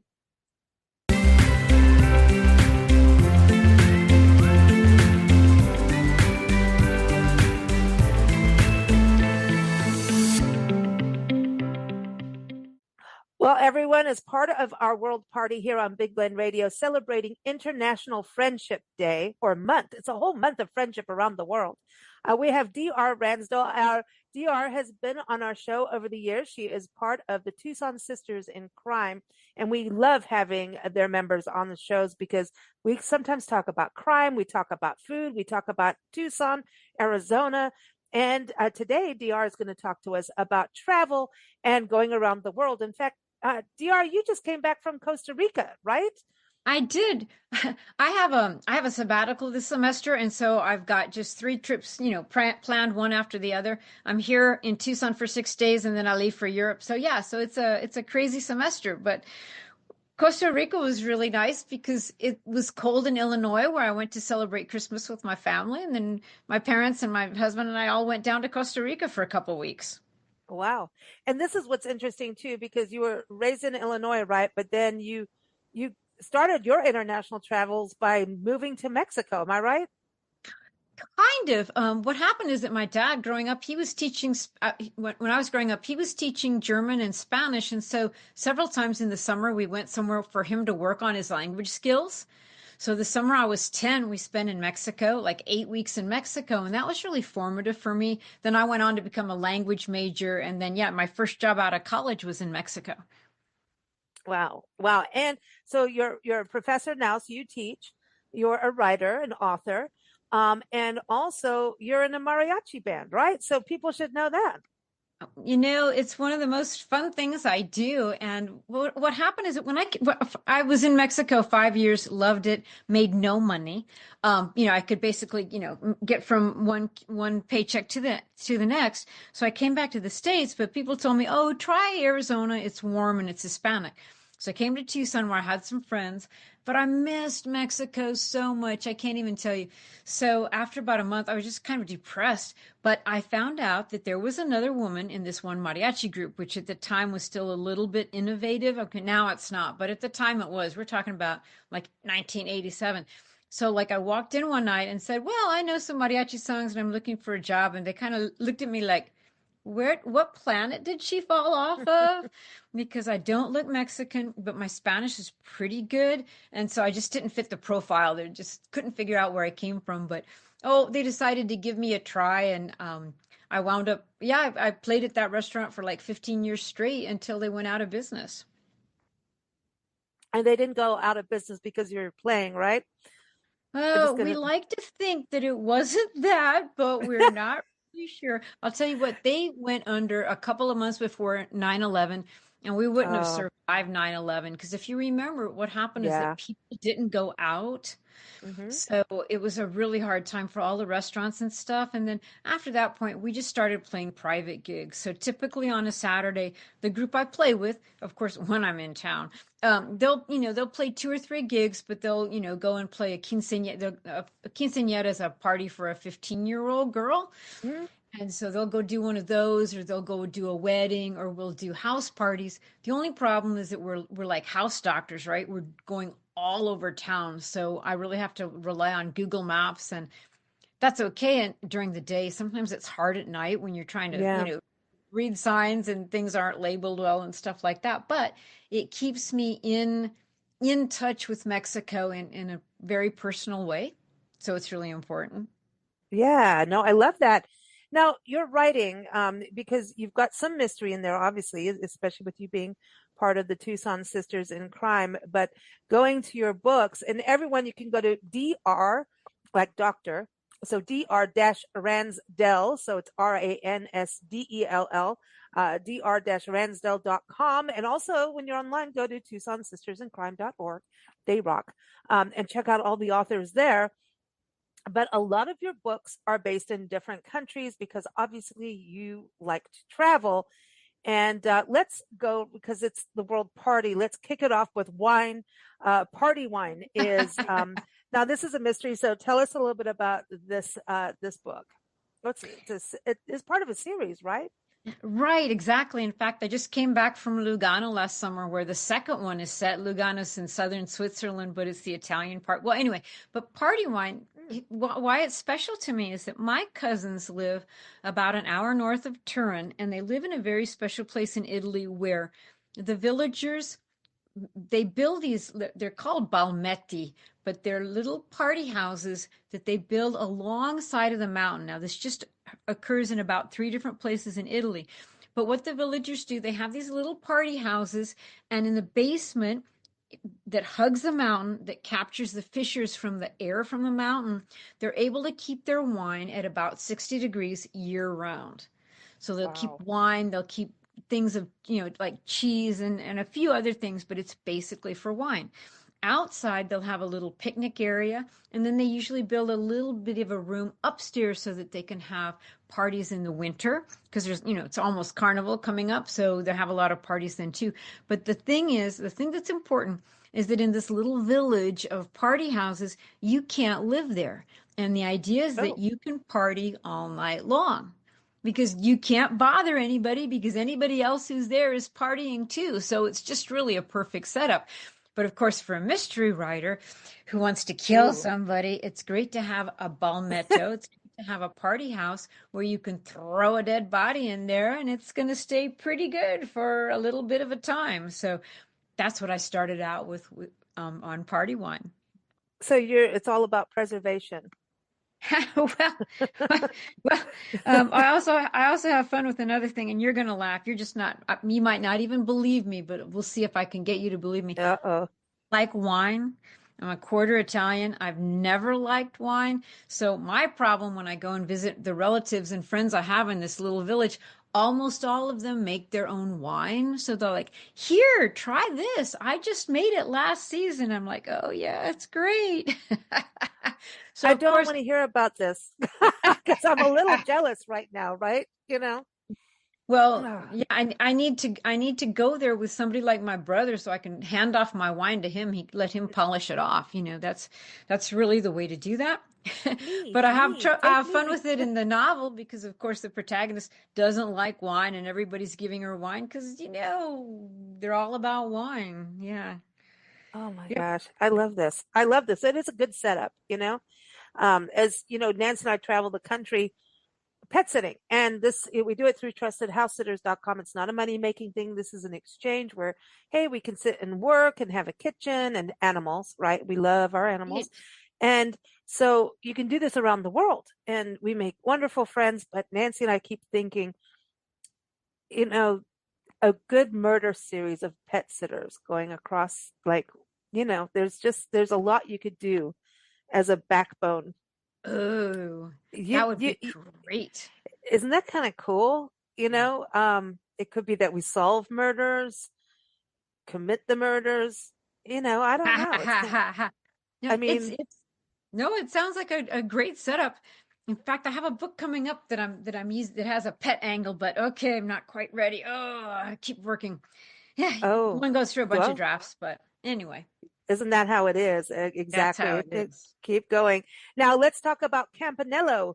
These are travel novels, so people may not be dying in this one. I mean, No, or being it's murdered. not a murder, right? It's not a murder mystery series. In fact, Amorosian Nights was the first book I did, and it was about, guess what? A mariachi player who goes to Greece, and through this and that circumstance, winds up substituting in this bouzouki group. Because one of the things that struck me when I went to Athens was that even though mariachi music and Greek folk music sound different, they're played in much the same spirit. They're Mm, not usually complicated chords. The Greek music has a lot of Turkish influence. There are a lot of minor chords, but it just struck me that there were so many parallels. So that was actually my first novel, my first published novel quite a while ago. And then I continued that series by having Rachel, the main character, take her little sister to Thailand. In reality, I took my little sister to Greece, but never mind. I captured sort of the innocence of a much younger girl. My sister's actually 16 years younger than I am. There's a brother in between us. But I captured that and sent them to Thailand. And there was a bit of a mystery, and there is a bit of mystery in that book, but it's not a murder mystery. They wind up trying to find a long lost relative, and that takes them on a lot of wrong paths to be able to find the right thing. And then what was mm, fun was that I continued that character with Caroline Chase. And I'll just tell you quickly. So I have this character, Gina, and she mm-hmm. wants to be a travel writer because you know how much fun. She gets an Yeah. internship book company and she thinks, oh, great, they're going to send me to Paris or London. They're like, oh, we're doing a new series about capital crossing. So we'd like you to cross from the capital of Arizona, which is Phoenix, of course, to the capital of Illinois, Springfield. Aren't you excited? And she's like, oh, yeah, That's not what I wanted. yeah, she gets really upset about it. But the reason I did that, what I really was after using was that in the town I grew up, Springfield, Illinois, Mm-hmm. we had at the time I grew up the third largest carillon in the US. Now carillon is just a bell tower. The one in Yeah. Springfield has 67, is it 69 or Oh. 67 bells, which is quite large for a bell tower. And what's nice about the one in Springfield is actually sponsored by the guy who ran the Journal Register. He paid for it, like the founder of the newspaper. And it's not associated with town hall. It's not associated with a church. It's just in a park. And when I was quite small, we hosted somebody who came to play for the festival. Some guys, like a guy and his wife from the Netherlands. And so I was about 8 years old, and they were showing me how you play. It's kind of a little bit like an organ, but you play like you hit sticks, kind Mm-hmm. of, that make the bells go. Anyway, it was just fascinating. And I'd always loved the carillon. By now, it's about the fifth largest in the US, but I thought it would be really fun to set a novel where, the character has to go to Springfield and it has to do with the International Carillon Festival. And of course, there's a Carillon Noir Cool. from Holland who's so handsome. In fact, it's really funny, but my friends from Holland were in town and I saw them last night. The guy who really was the role model for this handsome Carillon Noir. But I had a lot of fun with it. That is fun. So you've got the Carillon Chase, you've got the Thai Twist, and the Amorosian Nights. Yep. Ooh, I I want to, so Thailand. That's another destination to really experience. You know. I I love Thailand. It's fun. The people are real laid back, and the temples are so cool. The beaches are great, and there's so many archaeological ruins. So you go to somewhere like Ayutthaya or Sisa Chanale, and there's just these really incredible ruins. So it's got everything. The food's good too. So there you go. Wow. Perfect. Perfect. Well, thank you so much, DR, for joining us as being part of our world party. Everyone, again, go to dr-ransdell.com johnnyschaffer.com and get those books, and you can get them on Amazon, all those places too. And maybe go to a bookstore and order them through there, or there's also bookshop.org, all those great places. Check it out. So thank you so much. Thank you. It was a pleasure. It's always a pleasure to talk to you, Lisa. You too.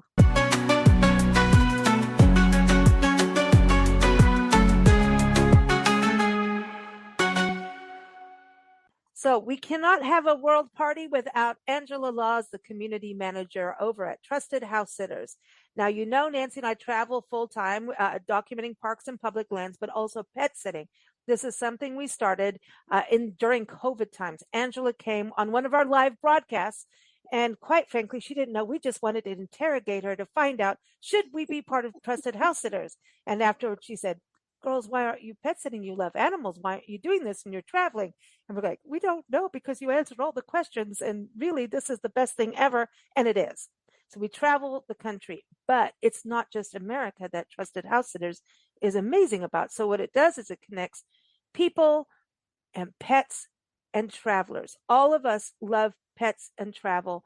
And so when people want to travel, we go and pet sit and take care of their pets in their house. And they know every day we talk to them, say, hey, look at little Gotham. Well, little Gotham's a little big here in Georgia, everyone, but Sir Gotham the kitten. And we've got Monkey Mouse Cat, and I send them updates every day. I water plants. We make sure mail comes in. If there's anything going on with the heating issues or anything like that, we're there on site. Are we getting paid? No, because we're here so that we can do our work, have a good time, explore the area. But really, we're here for the animals because we miss animals when we travel. We're one of those people, when we go to a park and we see a dog, we're like, can we pet your dog? Period. Because we miss animals when we travel. So that's what Trusted House Sitters is for us. But it's like that for so many people. And Angela has been doing this for far longer than us, but this is for a world approach, right? So you can travel the world doing this. So check out trustedhousesitters.com. And Angela, welcome back. How are you? Hey, and she co-hosts the Pet Connection podcast with us too. So how are you? I am really, really well, Lisa, and thank you for inviting me to the party. I love a party, but I love a party that we're talking about pets and travel. And I am talking to you today from Australia. I'm in New South Wales, in a place about 2.5 hours from Sydney, and I have a little cockapoo here with me, and her name is Tia. And you know what? Trusted House Sitters and pet sitting, the way that it travels, we are in 130, 140 countries around the world. Wow. We have this community, and it really is a community. You know, you go from your home to somebody else's home, and they come into yours. But what we do is we connect people around the world, so you can travel more as a sitter or as a pet parent than you ever thought possible.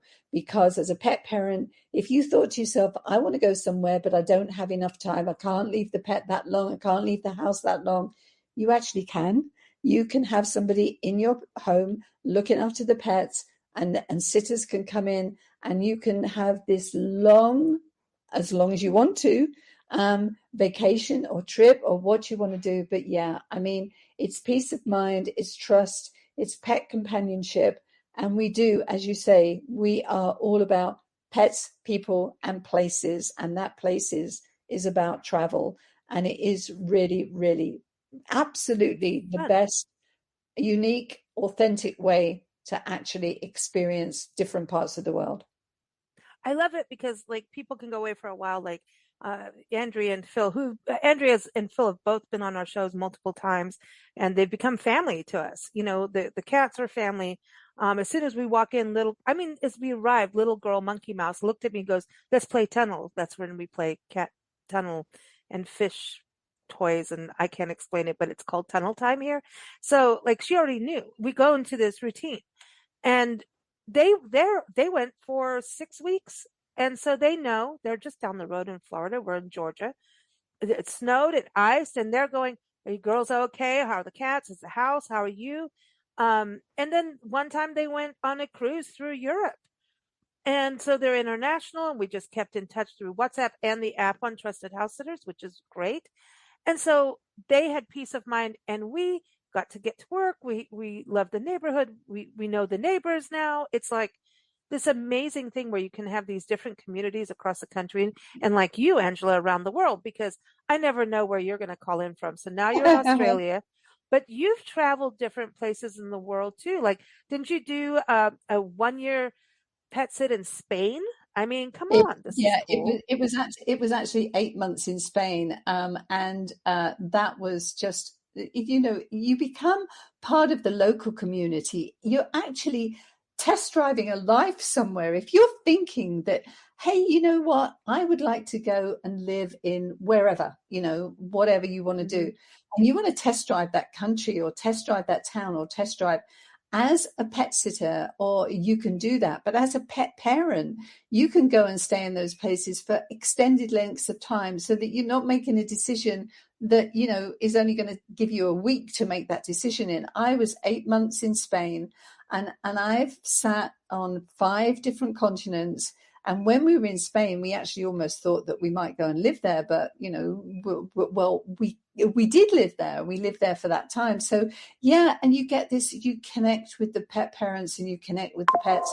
But I've been, all around the world. As I say, we've got 140 countries that we've got members in. So the opportunities to explore and sort of connect and live like a local, slow travel, living like a local. That's what it's about. But the very special part about it is you have pet companionship and you have that connection, and those connections live with you for a long time. I've been doing this for 14 years, and I've done over 200 sits around the world. And you know what? It never ceases to amaze me how amazing people are and what you learn from being in different parts of the world.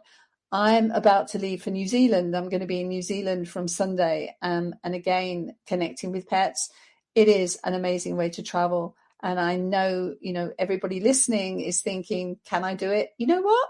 If you've got an aspiration, you've got a passion, and you think you can do something, just get up and do it, because, we are only here for a short time. Most of the time.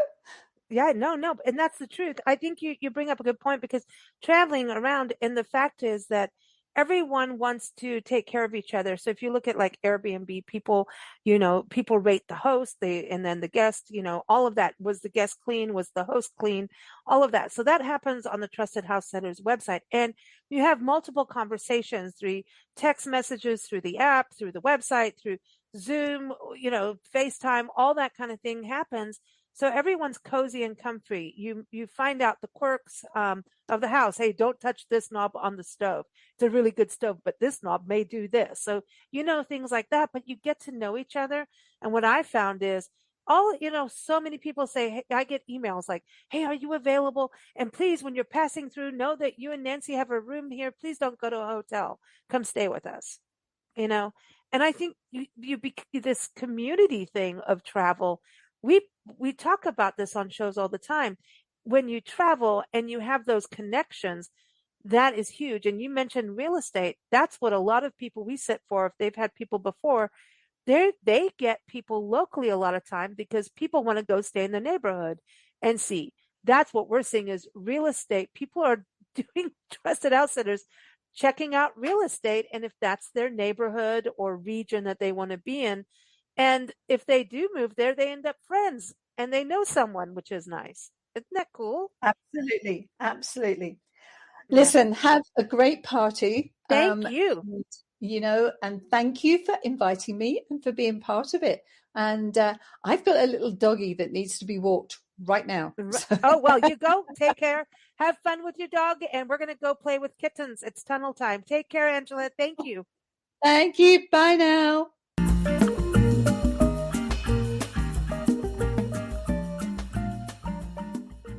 We're not going to have a world party without Jo Clark being here. Jo Clark is a travel writer, a photographer.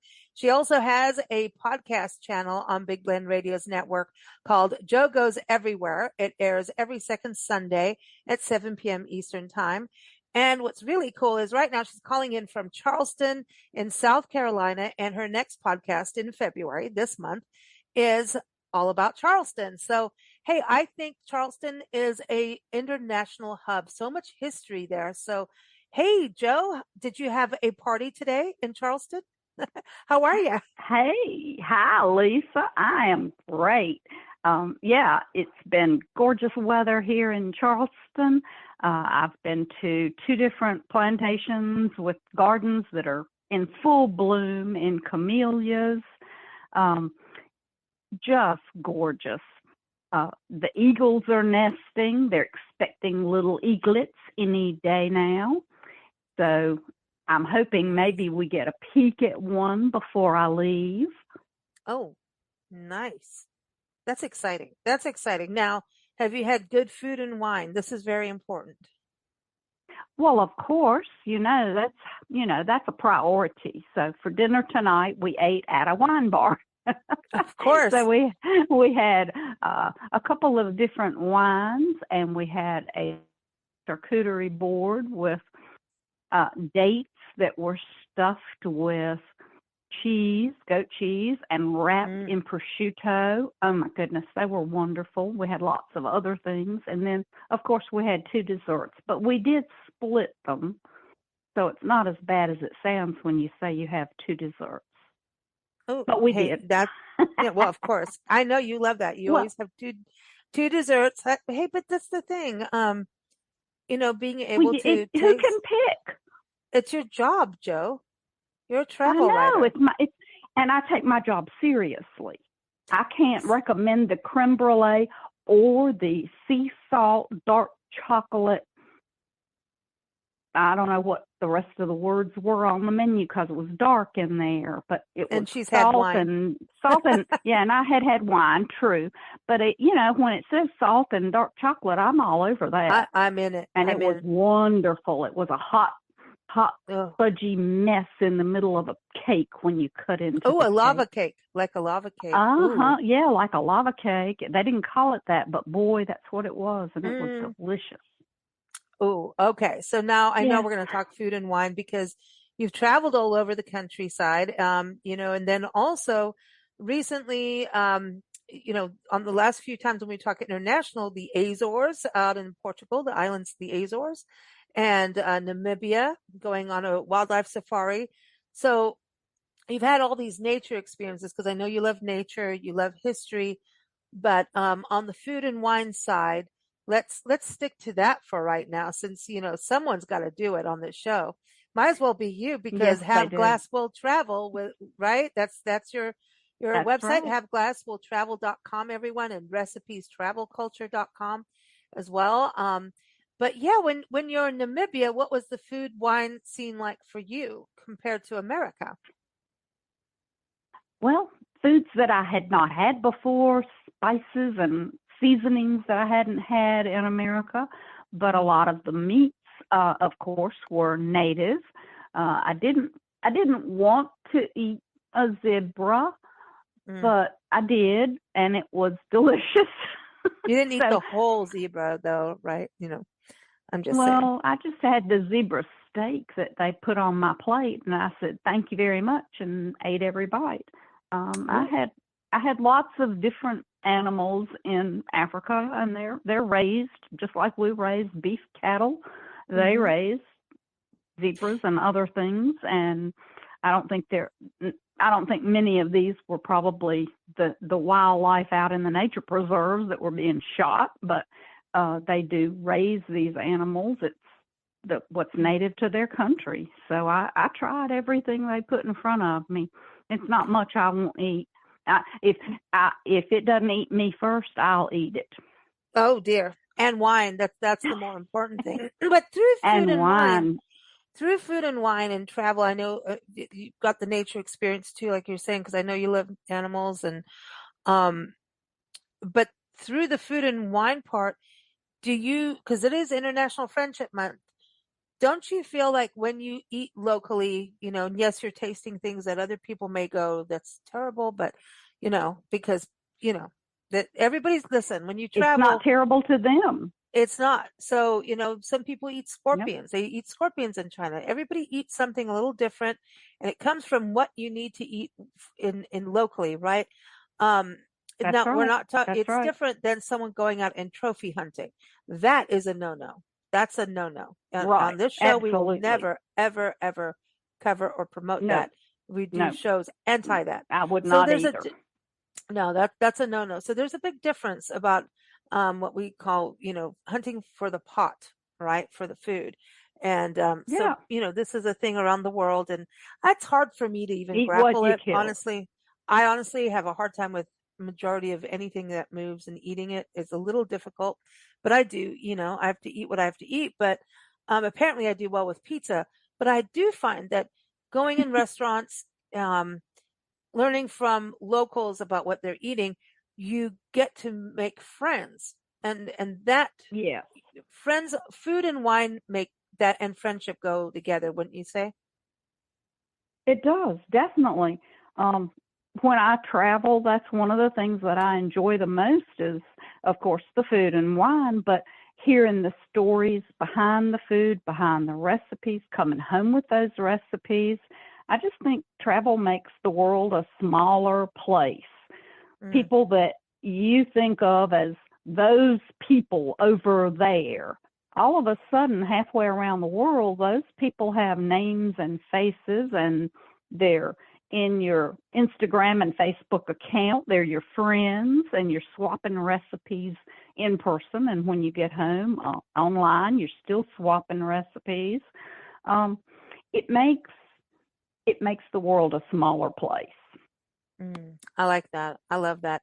So the Azores, what was the highlight for you, food and wine wise? Port. Ooh, I think, yeah, the port. The port. Boy, I'm hoarding that last glass of port. I'm picturing it now in my wine cellar. I can't wait to get my hands on some more of that.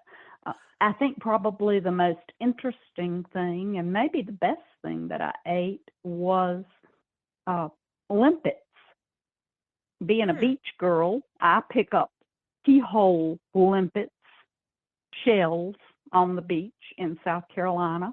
I have found limpets all over the world. Everywhere I go, there have been some kind of limpet. Even in Hawaii, I picked up limpets, but I'd never eaten one. And I had limpets in Namibia, and they were very, very tasty. Sort of a See, cross there you go. between, I guess, between snails and or escargot. Let's not call them snails. Escargot and steamed oysters. They were somewhere in between those two is where I would put a limpet. So a similar texture, a similar taste. I was like, steam your oysters and catch yourself a limpet. That's, I like that. That's funny. That's funny. Well, hey, look at all these different flavors you've had. Now you're in Charleston, and I really want to go to Charleston just for the diversity because of the Gullah. Is it the Gullah Geechee people? Geechee Gullah. I always get this wrong. Gullah and Geechee. Yeah, I want to go and learn more because I hear that Come they on, really I'll are meet you here anytime. that they're making recipes from their homeland. They are. And that's why when people talk about the Gullah food and the Gullah cooking and soul food, it's what I grew up with. I don't think of it as any of that. It's just home cooking to me. When you talk about okra and rice and chicken and rice perlo, chicken perlo, all of those are things that I've had all my life. I don't think of it as, oh, that's an African dish that came over with the enslaved people. That's why we have it here. I don't think of it that way because I've always had it. And I didn't until recently, the last few years, I really didn't know where it came from. I just thought it was always here. Yeah. This is why you get immersed in the culture, have those conversations, make friends with, and even, make friends with the people that in your local community that come from different countries and learn about it. I mean, there's a story behind every dish. There really is. It is. And a lot of dishes come from peasant food, You know, what did they make do with? What ended up in that pot is Yeah, what they had. because it's And what they could grow. It was what was plentiful. and that's how New Orleans got beignets. I don't know. Who knows? Thank goodness. I know, I know. Well, Joe, always a pleasure chatting with you. Can't wait to get your full report on Charleston on your upcoming podcast. Again, everyone, that's going Yeah, to be you'll the hear all second about it Sunday. next Sunday. Yeah. Oh, is it that? Yeah, that's right. Because this is the first Sunday. There you go, everybody, in 1 week. It is. Joe will have a full report, and always fun with you. Have fun in Charleston, and don't do anything Nancy and I wouldn't do. I never would do that. Okay. Well, take care, friend. Well, thank you. I appreciate it. And do we want our champagne toast? Oh, she's going for the toast. Yes, we do. Well, you said Yeah. it was Champagne Sunday. So I would like to toast my sweet cousins who have traveled now from Virginia down to the North Carolina mountains 2 different times.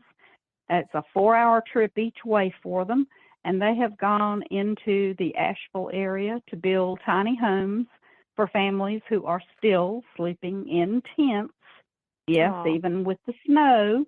And one of those that they just did a home for was someone who they have been so busy helping restore homes for everyone else. Their own home wasn't being taken care of, and they and their family were sleeping in a tent. And so that was the home that they worked on this last time. So I'm toasting my family members who are doing things that I'm no longer able to do. Yeah. But you're sharing this I story. admire their dedication. Are they doing it through beloved Asheville?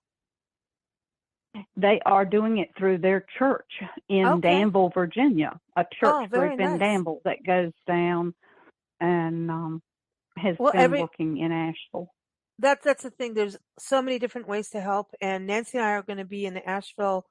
When your podcast airs on Charleston, we'll be in Asheville, and that Sunday we're actually going to be taking a tour of the area with our friend Stephen Karen from the Lion and the Rose Bed and Breakfast, and we're going to do a special live stream. Thanks for prompting this, because nobody knows yet, so we might as well just let the cat out of the bag. Now they do.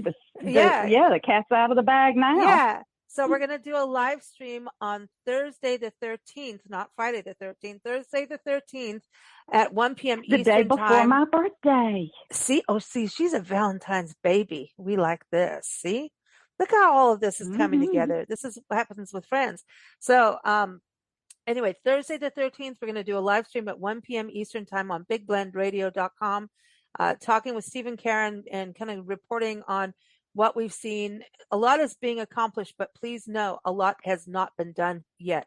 A lot of people still need that help. Yep. And not only from Hurricane Helene, but the wildfires of Los Angeles, Lahaina, Hurricane Milton. So there's still a lot of stuff going on in the world. And the more we can reach out to each other, sometimes turn off the news and just reach out a hand. How about that? I'm just going to say that's a great thing to say. Yeah. And that's a great way to close today's show. Thank you all for being here on Big Blend Radio's World Party. Thank you so much. Keep up with us at bigblendradio.com. And don't forget, go to Have Glass Will Travel. Take care, everybody. Thanks for listening. Thank you for listening to Big Blend Radio. Keep up with our shows at bigblendradio.com.